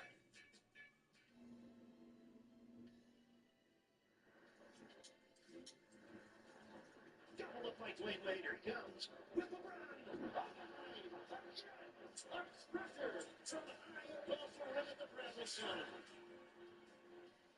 That was 14 years ago today, but it's Friday, so let's have some fun. It's our hit game, Who Said That? We're going to take a look at quotes that caught our attention and ask our esteemed contestants, who said that? Put that damn leaderboard up. We are going to do just that. Brian Winford in the lead. Wendy. Kendrick Perkins coming in second. And humility.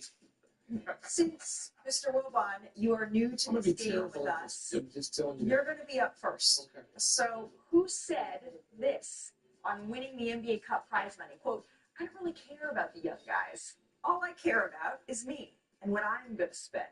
Was it Luka Doncic? Was it Giannis? Or was it Josh Hart? It was Josh Hart. Was it Josh Hart? Ding, ding, ding, Mr. Wilbon. Thank you very much. Why? These producers are so good. I care about me, what I'm going to spend.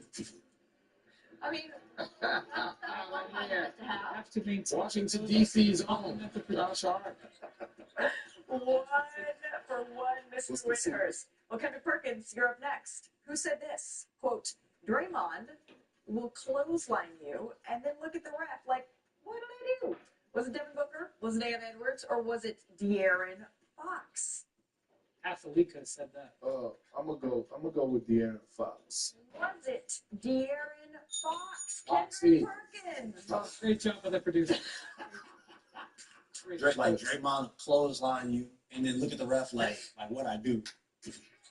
Well done, Mr. Perkins. Pressure's on Wendy. I know if they want, they could beat me every week. But I'm hoping that I was so complimentary. I've got a fighting shot here. All right, Brian, it's your time. Which NBA coach said this on the referees? Blatant missed calls right in front of you. Ticky-tack moving screens, the little like that. Get some glasses and open your eyes. Ime, Steve Kerr, Quinn Snyder. One of those gentlemen was fined $50,000, and this was a fine that is a fine-worthy comment. So I would have to say, Mr. Ime Udoka. Not that I'm going to say anything back to you, Mr. Brian stays perfect. Blatant missed calls right in front of you. You're calling ticky-tack moving screens and look like that. Don't get some glasses up in your eyes. 50 keys. Well done.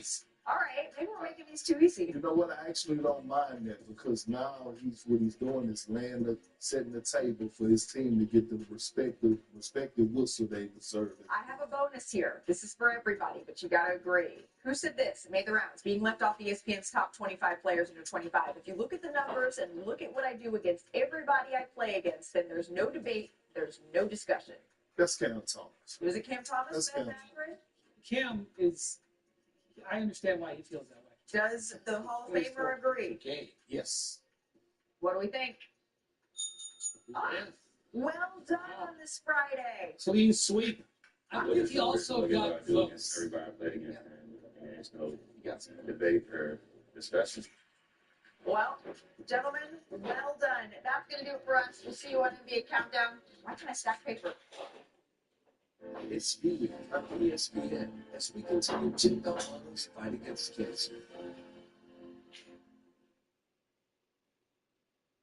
Welcome to NFL Live, presented by Golden Corral.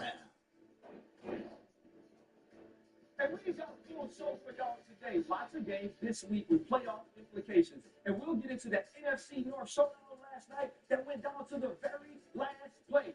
Jared Goff and the Lions got the dub over the Pats, and Dan gonna show you how. Patrick Mahomes and the Chiefs, yeah, they were supposed to ride on the Raiders last week, but they didn't. It was way too close. And now another AFC West squabble with John Harbaugh and the Chargers this week. And speaking of the West, the NFC West is getting real wild. Geno and Kyler go head-to-head Sunday for the #1 spot. And check it out. welcome to NFL Live. And if I was lower, they would have let me start on the stairs. But since I'm not, they made sure I was standing still for the opening of the show.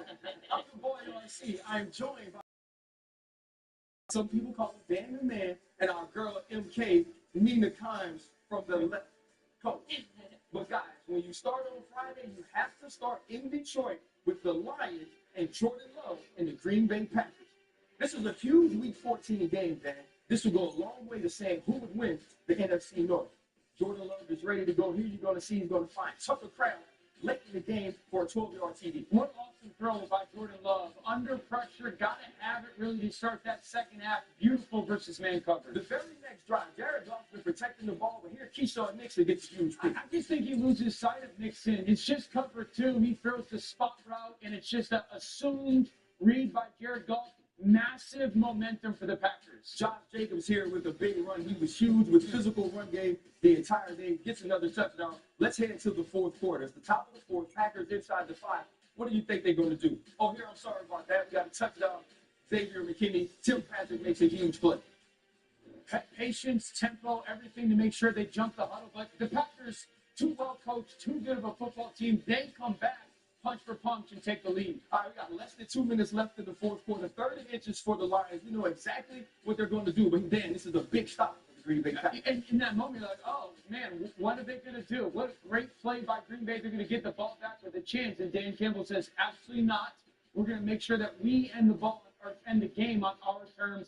They find a way to punch it with David Montgomery. Beautiful job by Jared Goff, making sure that he gets that handoff often that must-have-it moment. All right, the Lions here, now they improved to 12-1 this season and are riding a franchise record 11-game win streak dating back all the way to Week 3. They will be in the playoffs once again this season, marking the first time they've made the playoffs in consecutive seasons since the 90s. According to analytics, the Lions have an 80% chance to earn the number 1 seed in the NFC, something Detroit has never done in their entire franchise's history.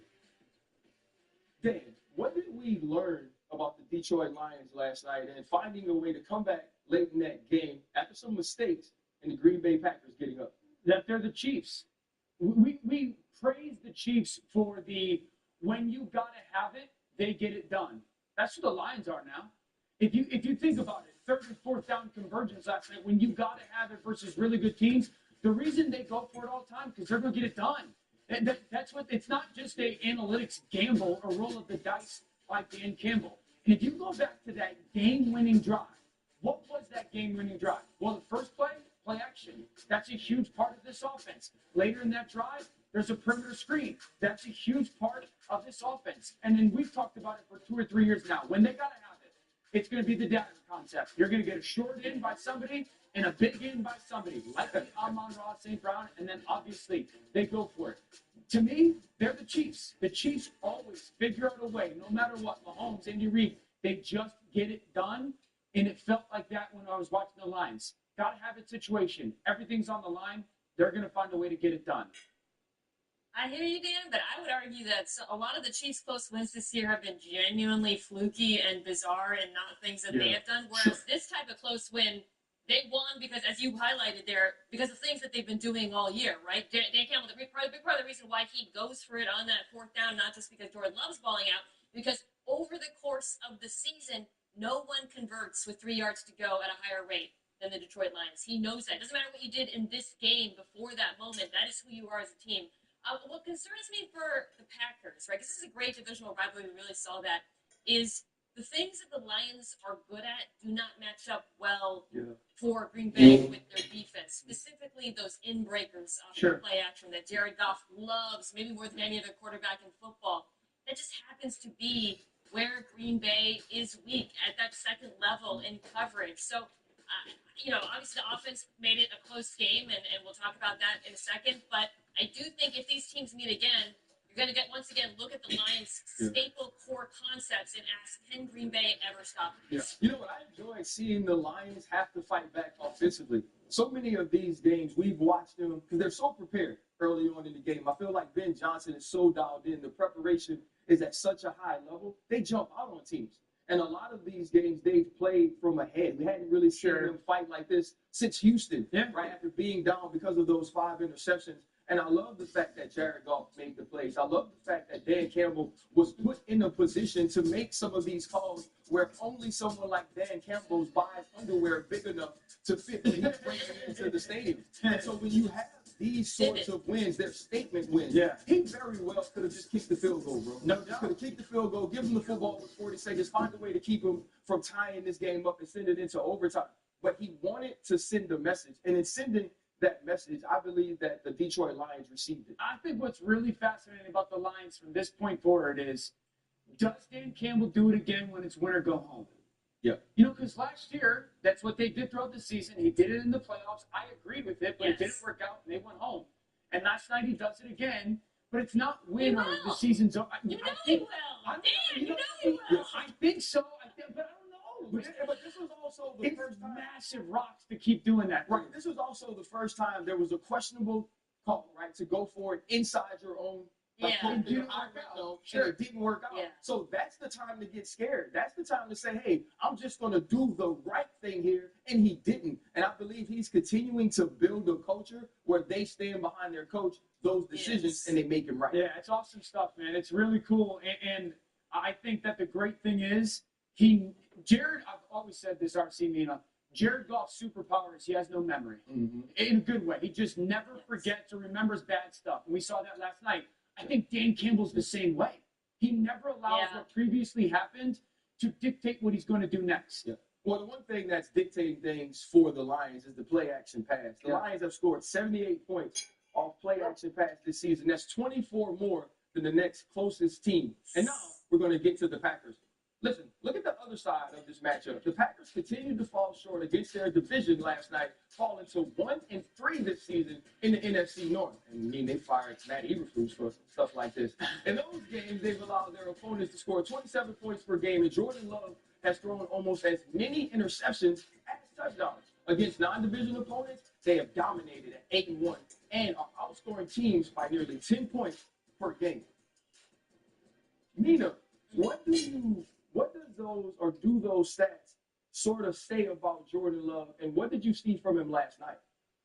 Yeah, you can't really look at stats from the entire game last night and use that to capture Jordan Love's performance because it was such a tale of two halves, right? First half, they struggled so much to deal with the blitz in particular. It looked like, frankly, they were like unprepared, and the Lions were just bringing heat over and over on defense. And then the second half, he was electric. I mean, a big part of the reason why Dan Campbell went for it is because he did not want to put the ball back in Jordan Love's hands. He was averaging 13 yards per drop back in the second half.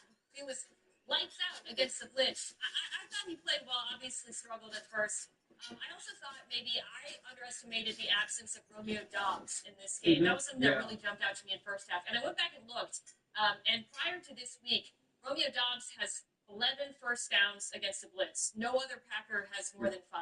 And I was like, oh, wow, they really, because he's their answer, you know, against pressure and with short, kind of intermediate, quick-hitting stuff. And I think getting him back will be huge against teams that blitz a lot. Like Mina, I remember when we were together, I called the Green Bay Packers 49ers Midwest. I feel like Romeo Doubs sort of fits the Brandon Ayuk positioning of last year, right, where he was Brock Purdy's guy on the third downs, on the guy having downs, the guy that could beat one-on-ones. The thing for me, too, is I felt how heavily reliant they are on Josh Jacobs. Right early on in the game, I felt like the Detroit Lions were dialed in on the run, and it affected what they were able to do in the past. Now, we have to remember Christian Watson has a big play on the catch-and-run crosser that fumbled is forced. But as we saw Jordan Love get comfortable, I started to see what I felt like we saw from Thanksgiving on last year until the second half of the divisional playoff round. And if they can get that sort of hot streak for him, I feel like offensively they can compete with any team, Dan. Yeah, I walk out of that, if I'm the Packers, feeling probably better about my football team than I did going into it. Yeah. We went into the Lions then. They scored 31 on 45 snaps. They just didn't get a lot of snaps. They couldn't get off the field, but a lot of those are fourth down conversions, and you credit Detroit for that. But if you get a stop or you make a play, I mean, they lost on the last play of the game versus a team that is arguably one of the best, if not the best in football. And that's also with the Christian Watson pass interference penalty where you sit there and go, oof, that's a tough one to accept. He's running a route. And obviously, you get that yard, right? Yeah. You get that yard. It probably happens at a yard and a foot down the football field or after the line of scrimmage to you, that flag comes in 3 or 4 paces after the actual collision between him and Kirby Joseph. So if I'm the Packers, do I believe that, or can we sit here and say they unequivocally are on the same level as the Lions? Yeah. Probably not.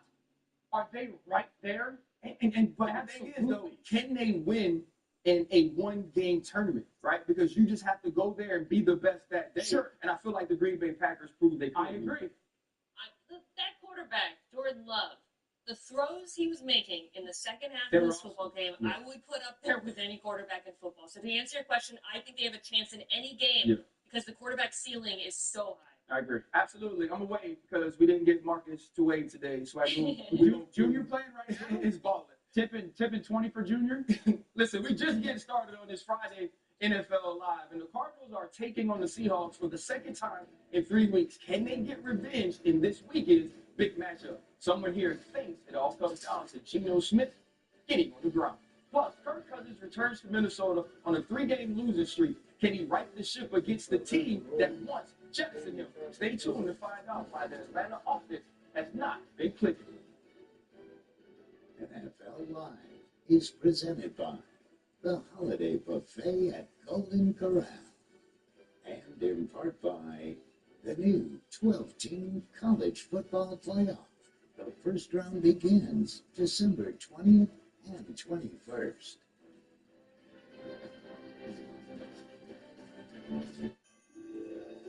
Jack the turkey with gravy and bix.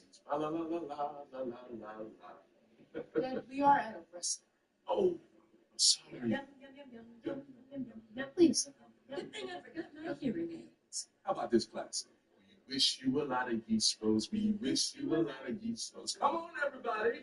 We wish you a lot of yeast rolls in a holiday buffet. That's how we. Why did you invite him? He was out there all alone. Great party. I really feel the warmth. I wish this night would last forever. I'll get him up. M&M's for all fun kind. Say you're looking for the perfect present.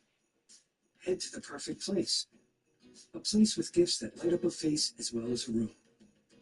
Where it's easy to find the brands they'll love and the advice you trust. That place isn't a warehouse store. That place is your local Ace. Around the block, what you need in stock. With service so good it's guaranteed. This Christmas, get free assembly and delivery on your new grill at Ace. Ace is the place of helpful hardware, folks. You used to laugh about. Oh my God, it's Bob Dylan. He's our Elvis. Now you don't seem so proud. You want to be ignored every day from the Insomnia's really changed things. I want to know which side he's on. He's scared. your next. It's so loud we can't hear it. I'll sing louder. Something unknown, inspired by the true story of Bob Dylan and Ready for the big meeting? I have to write this project plan. I just need to reply to 40 emails. Every day, your team gets sucked into endless writing tasks, and every day, hours disappear for everyone, except Pam. Hey, Pam. Because Pam uses Grammarly's AI to write in a few clicks, not a few hours. It's one seamless experience everywhere, and it works for the whole enterprise. That's why 70,000 teams trust Grammarly. I was lost in the dark. Grammarly for business. Enterprise-ready AI. Think you're too busy to sign up for life insurance? With Ethos, you can get life insurance faster than your son can find his algebra homework. We're talking same-day coverage, faster than your husband can iron his pants. With Ethos, you can get life insurance in less than 10 minutes. Check your price today at ethos.com. At Domino's, we're all about cheesy. From our melty oven-baked pastas to our new 5-cheese mac and cheese. And for a limited time, Domino's Rewards members can try our new mac and cheese for half off points. The Chex Party Mix. Mix up delicious holiday memories with Snoopy, Charlie Brown. And the rest of the gang. Sharing that holiday feeling with Chex never gets old. Woo! The Bengals and the boys on a special Monday night. Excellent. Nothing like Big D in prime time. Seriously? Say one last thing about Dallas around here. Need to focus on Joe Cool and an offensive arsenal. Or will America's team silence the haters like...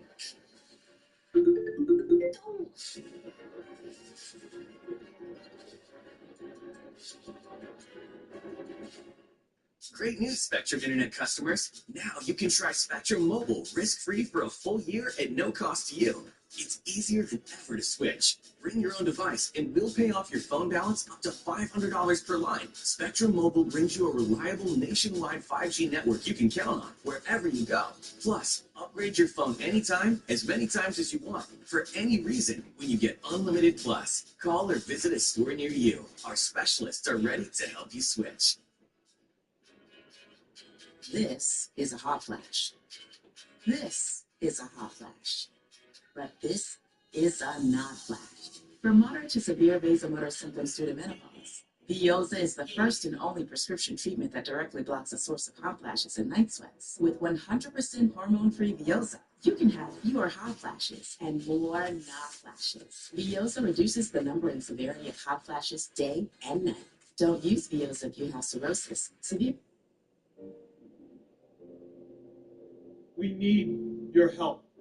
I need your help. We need money for research. It may not save my life. It may save my children's lives. It may save someone you love. And it's very important. It's V Week at ESPN when we partner with the V Foundation to highlight the urgent need for cancer research. This game-changing research that helps save lives. You can join the fight against cancer by visiting v.org/donate. 100% of your donations go directly to cancer research.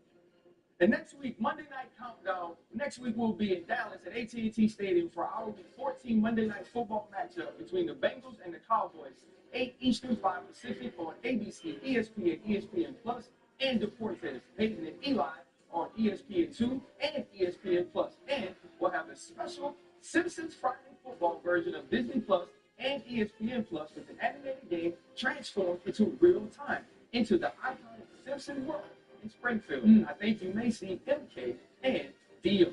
Let's go. Kirk Cousins returns to Minnesota after having the toughest stretch of his career. Over the last 3 games, the Falcons have gone winless, and Cousins, the first player with 0 passing touchdowns and 6 interceptions in a 3-game span since 2014. On the other side, his replacement has balled his tail off. Sam Darnold has 6 touchdowns and no picks over his last 3 games, and he has the 8th highest total QBR over that span. Then, what do you need to see out of Atlanta? Stop rooting Kirk Cousins. Stop making him a lesser version. When you're studying Kirk Cousins, you're like, man, why is Kirk Cousins playing this way? Why is he not seeing the field this way? And you go through the tape, and you're like, well, where's play action? And then you go, well, where's play action? How come they're not running enough play action? And then you look at where he stands this year in play action. You just look at where he is this season in comparison to what he's been the last 4 in Minnesota. So play action pass attempts per game, cut it in half. You look at the attempts in season, that second bar. He was averaging 140 play action pass throws a season. He's at 61 right now. The bottom one is the most mind-boggling one to me. He has 0 touchdown passes this year in play action. Kirk Cousins was one of the, if not the, best play action pass quarterbacks in football over the last 4 years. He's got no touchdown passes in play action. He's on track to have 85 play action pass attempts. I'm not sitting there saying that's the cure-all. Yeah. But my goodness, Atlanta, what are we doing? Let's let him play to his strengths and do that much more than you are right now. So I'm looking at this game, very difficult matchup, obviously, against a very good Viking defense, through the lens of, like, what have other offenses done successfully against Minnesota? Play action comes to mind. You think about Detroit. Now, Detroit is exceptional at play action. I have questions, Dan, about Kirk's physical ability to execute under center play action. Yeah. That might be part of that factor, but undoubtedly it is something that does work against this defense. Other things you have to do well, run the ball on early downs to counter some of their pressures, right, and punish them for it. The Atlanta Falcons basically only run outside zone, unfortunately for them. Minnesota's very good at stopping that. And then the screen game also comes to mind as a way to mitigate pressure. That was something that jumped out to me, actually, against the Bears that I thought they did well. Caleb Williams, 4 Sure. for 40, Mhm. 4 for 4, 46 yards on screens. They Thomas Brown dialed up some really well-designed screens against this defense. Now, it can be risky because they're also very good at stuffing out screens. But if you can hit on a few of those, maybe to Bijan Robinson, you can punish them a little bit for their aggression on early downs. MK, I agree. Like, I understand your point of like how much can he operate the under center, but they do it. Yeah. Like, I've watched them do it. They did it 3 or 4 times last week. They just don't do it a lot. Yeah. The interception was the one that were, because he looked so uncomfortable running it that we talked about earlier in the week off of under center play action. But you're right. And by the way, if you can't run under center play action with your quarterback, I think you should ask serious questions about whether you should be Fair point. And like that's the big thing, right? Are you going to move to a place where you start to allow Kirk Cousins to lose by being exactly who he is? If you put him in like the best positions to succeed and he's physically incapable of doing those things, I think that's when you have to start thinking about going to Michael Penix. All right, guys. So I think we're going to pick these games. Oh, also, before we get to that, though, we got new here on NFL Live. The Vikings have ruled out corner Stephon Gilmore for this weekend's game against the Falcons. We watched Shaq Griffin finish this game last weekend. He had an injury last week in the game, and so he won't be playing in this one. But now let's go to pick the game. Dan, you start first. Now, I'm taking Minnesota Vikings just because of the way that I've watched Atlanta's offense play, Kirk Cousins play. Atlanta's defense was better last week. I don't think that they're going to be good enough. As long as Sam Darnold continues to play the way he's played over the past 2 or 3 weeks, listens to his feet, trusts those reads, I think Minnesota's the better football team. Well, we all have got to go, so we all going with the Vikings. We're all taking Minnesota? That means that the Vikings will win because we have not been as bad as we usually are. Everybody picks, there we go, the same team. Guys, now it's time for Read and React.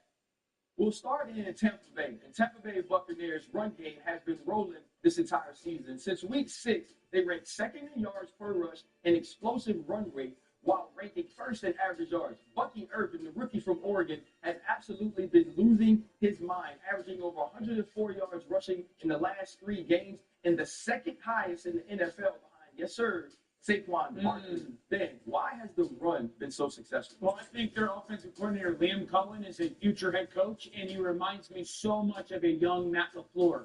The way that he uses motion to gain the numbers advantage, a trademark of LaFleur's. Symmetry on the offense, but here comes the backside tight end, and you're going to snap the ball. So now you've gained 2 people before than you had because you're pulling the backside guard and that backside tight end. We call that a GH counter. The G is the guard, and the H is that tight end. Beautiful job. Now they're getting that 2-back pony, but they're stacked, right? Like, that's unique. They got 4 to the left side of our screen. We're going to flip the motion. Now ball gets snapped. Think about it as a defensive person. You're watching the crisscross of these backs, so that's a ton to look at. Ball gets handed off. That backside linebacker is overflowing backside, and there's a massive seam for your back. That's vintage Matt LaFleur in many ways. Liam Cohen learning how to call a run game in the NFL. There's another symmetry formation. Center, guard, tackle, double tight ends. Last time the tight end came across and they pulled the backside guard. This time the tight end comes across and they're going to bring the front side tight end, wham that defensive tackle. He inside out blocks that backside tight end, and there's another beautiful run by that and seen by that Tampa Bay Buccaneers offensive line. We think Baker Mayfield, we think Mike Evans, rightfully so. And you get those double tight ends again. All this motion, all the different ways that they create angles and leverage. Last time we saw the double pull from the right side of our screen. This time the motion brings almost a double pull from the left side with a counter, and it leads to a touchdown. This run game in Tampa Bay under Liam Cohen, the way that they use that after-snap motion to create the numbers and leverage advantage, it's something to pay attention to the last month of this season. Not only that run game clicking, but also it's clicking in Buffalo. Yes. If you want to know what's different about Josh Allen, just listen to Deion Dawson. It's drastically different. Our quarterback is engaged. It's drastically different, you know? There's love in the air, man. When he is fully right and he feels fully complete, we have the best shot of winning. And my quarterback, which what I take very, very serious, is right. Mentally, physically, emotionally. You can see how he smiles. You can see how he is on interviews. You can see how he is running on and off of the field. You can feel how he's playing. You can feel it. You can literally feel how that kid plays ball. And that's what's different.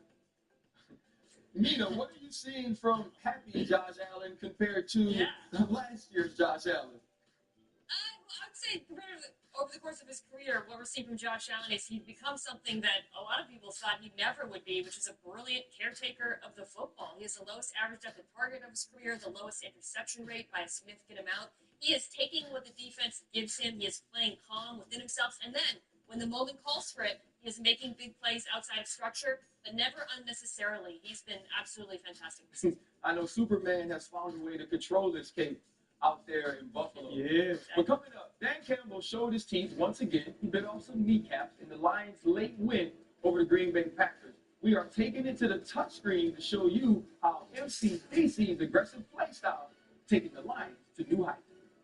Limelight is brought to you by Corona Extra. Find the fine life. Live La Vida Más Fina.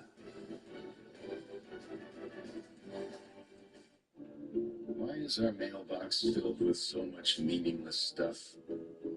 Meaningless stuff from real estate agents, from plumbers, from car washes. So much meaningless stuff. But during the holidays, something special happens. We return to the mailbox to be truly thankful, to remember how much we mean to each other.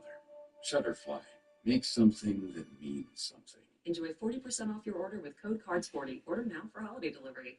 Welcome to Old El Paso, where standing stuff shells never topple, no matter how rowdy your game night. Where we celebrate Tex-Mex Mondays, Taco Tuesdays, and Fajita Fridays. Where there ain't nothing weak about weeknights. Go on, get yourself some in Old El Paso. When you finally agree on a festive movie. When friends turn up unannounced. When your festive baking is just too good. M&M's for all fun kind. This Christmas, give the gift that gives back all season long with the outdoor cooking fun and flavor that's better on a Blackstone. Join more than 12 million Blackstone users who know you can cook anything, anytime, anywhere with an endless variety of your favorite foods for every breakfast, lunch, and dinner. Go to your nearest retailer or BlackstoneProducts.com for the best deals of the season and make everything better on a Blackstone. Get a great deal on the vehicles that winter is no match for during the Jeep Wrap Up the Year sales event. Shred snow in the most capable Wrangler ever. Spread thrills with our most affordable SUV. Or winter your way in the most awarded SUV ever. Hurry in now for an additional $500 holiday bonus cash at the Jeep Wrap Up the Year sales event. Right now, during the Jeep Wrap Up the Year sales event, get $3,500 total bonus cash allowance on those 2024 Jeep Wrangler gas-powered models. See your local Jeep brand dealer today.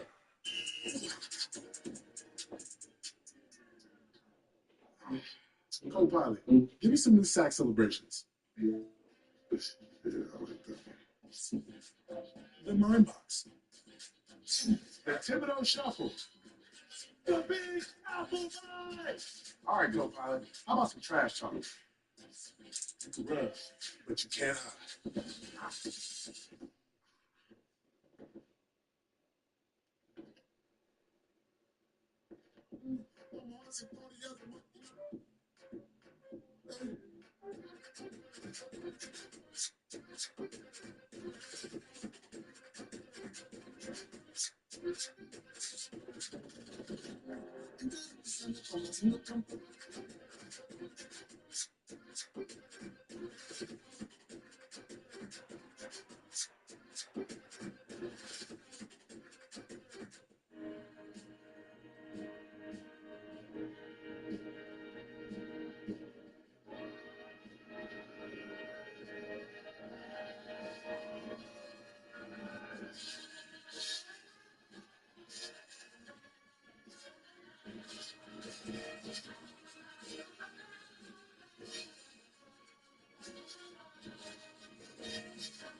The new college football playoff begins December 20th and 21st.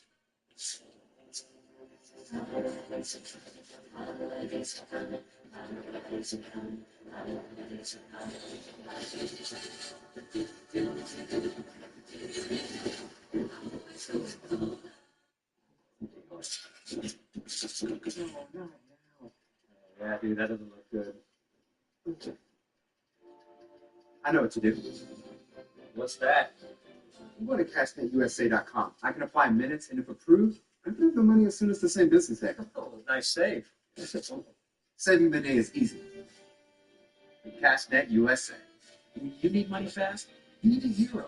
Go to cashnetusa.com to apply for the money you need now.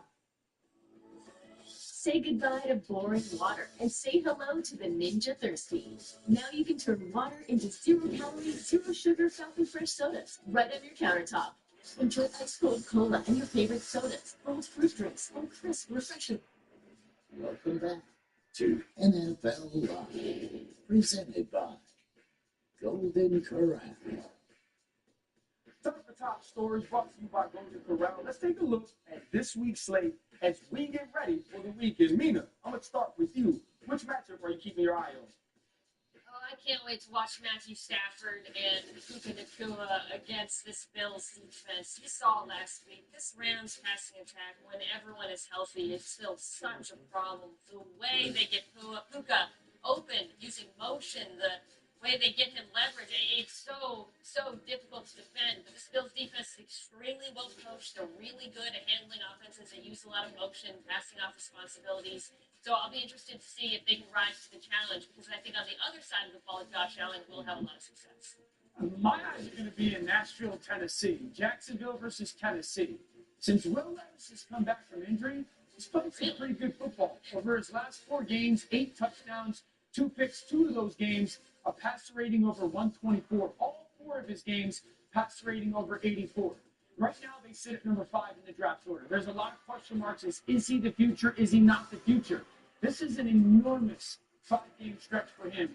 If he can finish the next 5 weeks similar to what he has done the previous 4 weeks, he's got a chance to prove to Rand Carthon on that staff on the future. Yeah, well, for me, it's the 49ers. We know that you're down your big players, right? No McCaffrey, no Jordan Mason. You've been struggling the entire season with losses, but if you can't go out and beat the Chicago Bears, this year is a wrap for you. This is the team that's coming off of a game where they lose their head coach. Their head coach is now the guy that was calling plays. You lose your defensive coordinator. The San Francisco 49ers have to take advantage of this. They need big plays from Deebo Samuel. George Kittle has to be involved. And how are you going to elevate this run game with Garindo and give him opportunities to create big plays? This is going to be huge on Kyle Shanahan to show just what sort of coach he is, not only with the X's and O's, but can you be a leader of men that takes advantage of a prime opportunity? You know, we go back to last night and listening to Dan Campbell get an opportunity to address his team in the locker room, how excited they were, the feel of going forward on 4th and 1 and taking over that team. I want you to listen to what Dan Campbell said in the locker room after this game.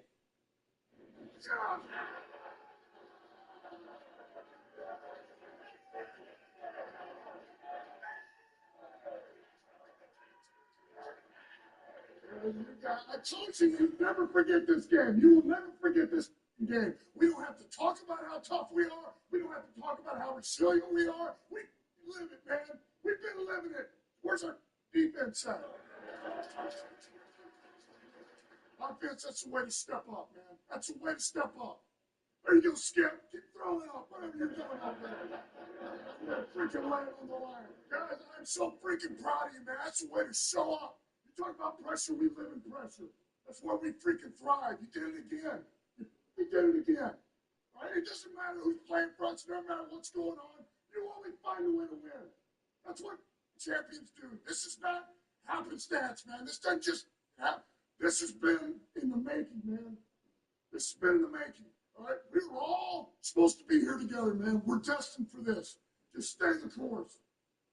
You think you can get your jugular like him? No, I'm not going to make fun of Dan Campbell. I can take a lot of these coaches. He won. And I really ain't playing with like that. When you look at this team, when he says this is not happenstance, right? We were all meant to be here. From 3-13-1, they've been building to this point. And I love the fact that they went down or they won this game being themselves. 2nd and 17. And we've talked about it for years. You and I have done many touchscreens and go, what's their favorite pass concept? It's known as the dagger. And I love the way that Ben Johnson got into it, okay?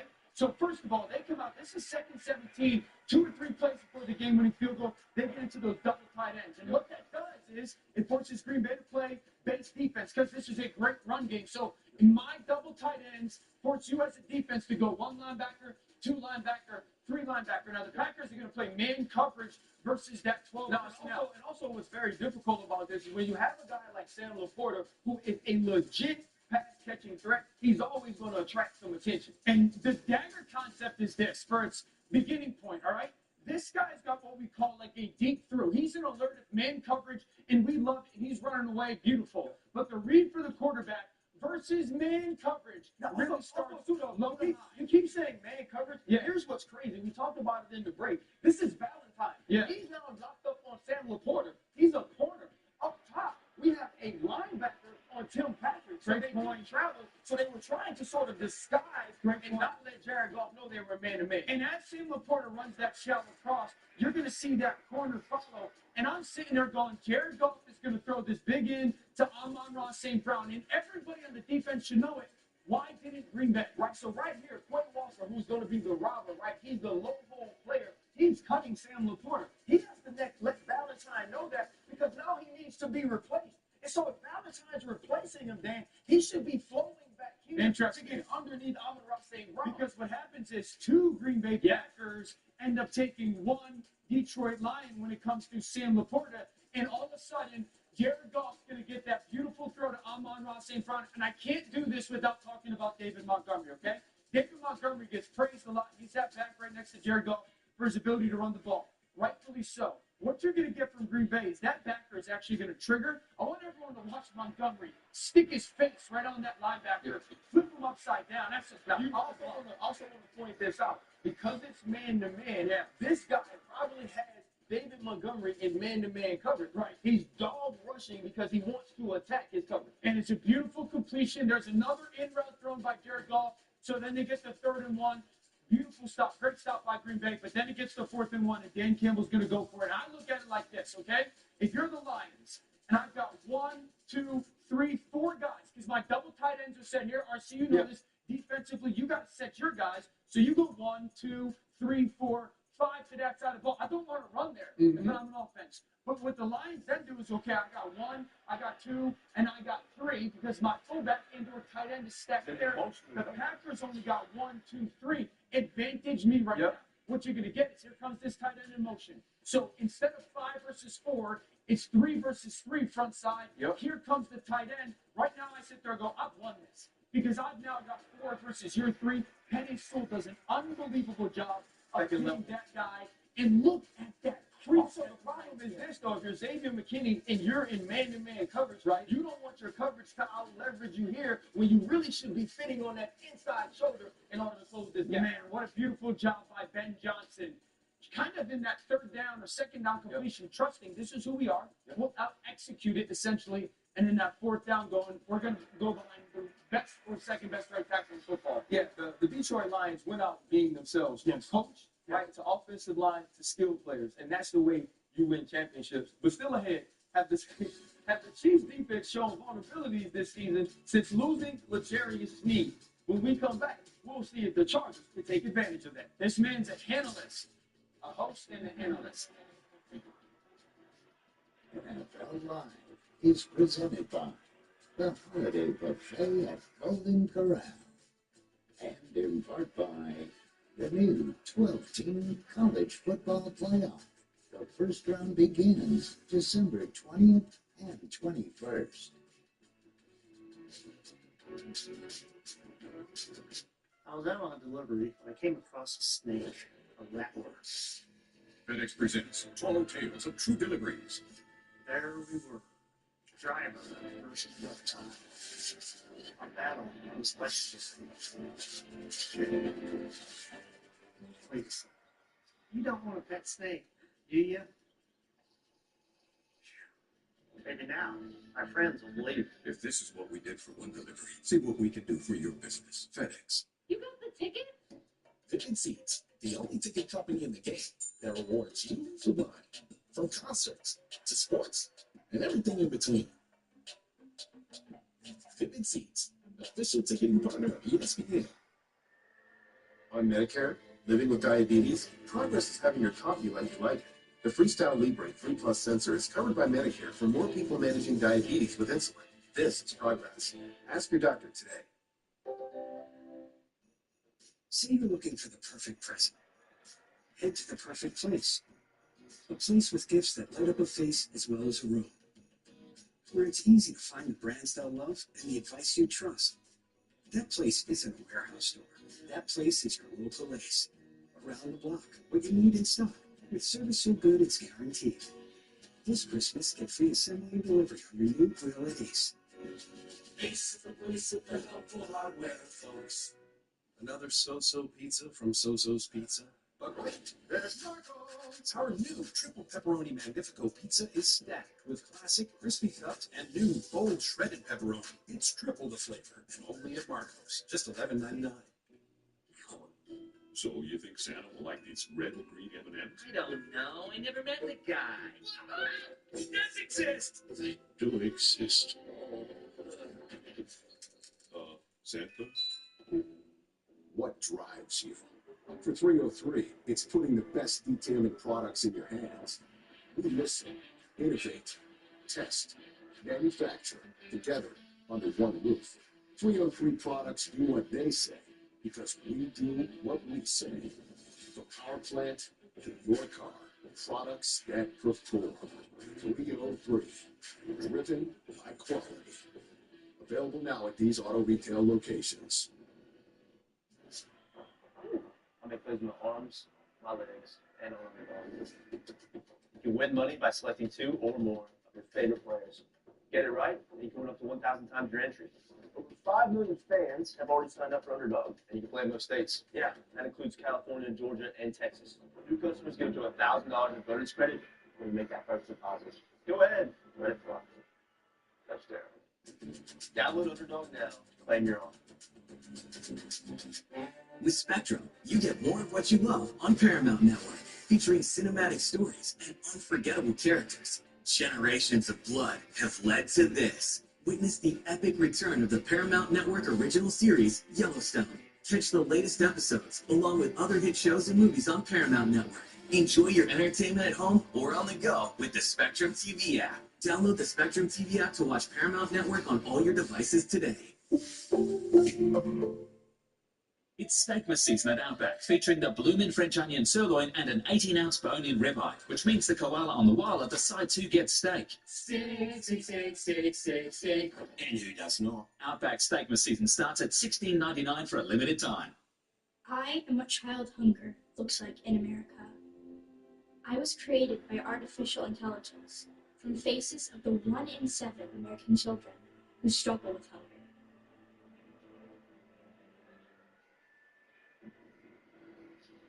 Welcome back to NFL Live, presented by Golden Corral. Bucks ready for the snap. Let's just take this one.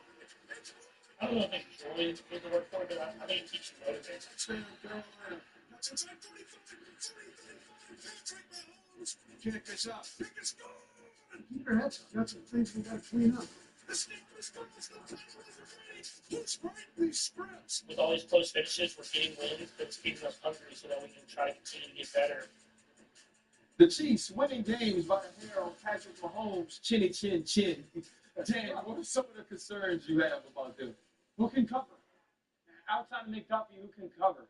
You know, we talked a lot about the Chiefs benching their left tackle multiple times. They benched a corner last week as well, and I think Spags, their defense corner, is trying to figure out who can get it done ever since Watson's gone down. Can Johnson cover? Can Connor cover?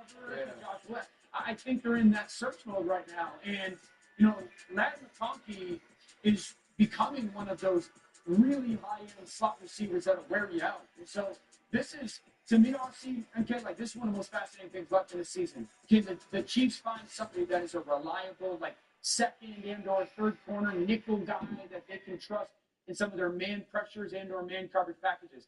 I just want to see how that plays itself out this weekend and for the rest of this month. You know what? You've been watching Kamari Connor get attacked inside the slot with bunch routes, with straight routes, rug routes, making sure they're utilizing him, having to figure out how to communicate and also match some of those things. So I do wonder what they're going to do there. You know who don't have that problem in the slot? the Los Angeles Chargers. 3? Because right now they're playing 3. Yeah. And 3 is all over the field. He absolutely wrecked that game last week against the Atlanta Falcons in the run game, tackles for loss on jet sweeps, getting behind the line of scrimmage, and also adding to the rush where Juwan Taylor or Humphrey or someone like Wanye Morris may have to block him this week. I want to see what the Chiefs are going to do. Can they run them out of this big nickel and run them out of the two high safeties, Mina? So I'm so glad you brought up the Falcons game because the Falcons' rushing attack is very specific. It's almost entirely outside zone, and they put 3 wide receivers on the field. They major in that. They run it the most in the NFL. The Chargers, against runs out of those 11 personnel, best in the league. First, right, in a number of metrics, or top 4. Against runs where there are multiple tight ends on the field, so 12 or 13 personnel, dead last in yards per carry allowed. And some of that is structural. You guys talked about it. They play with lighter bodies. They play with light boxes. They don't commit extra resources to the run game. But I do believe that is something that Kansas City, which loves to put multiple tight ends on the field and run the football, can take advantage. And then they can play action pass off of that. I just think from a matchup perspective, their rushing attack works better against this Chargers defense than Atlanta does. Something we saw in the Baltimore game as well. If you've got big guys who can block, you can dominate them on the ground.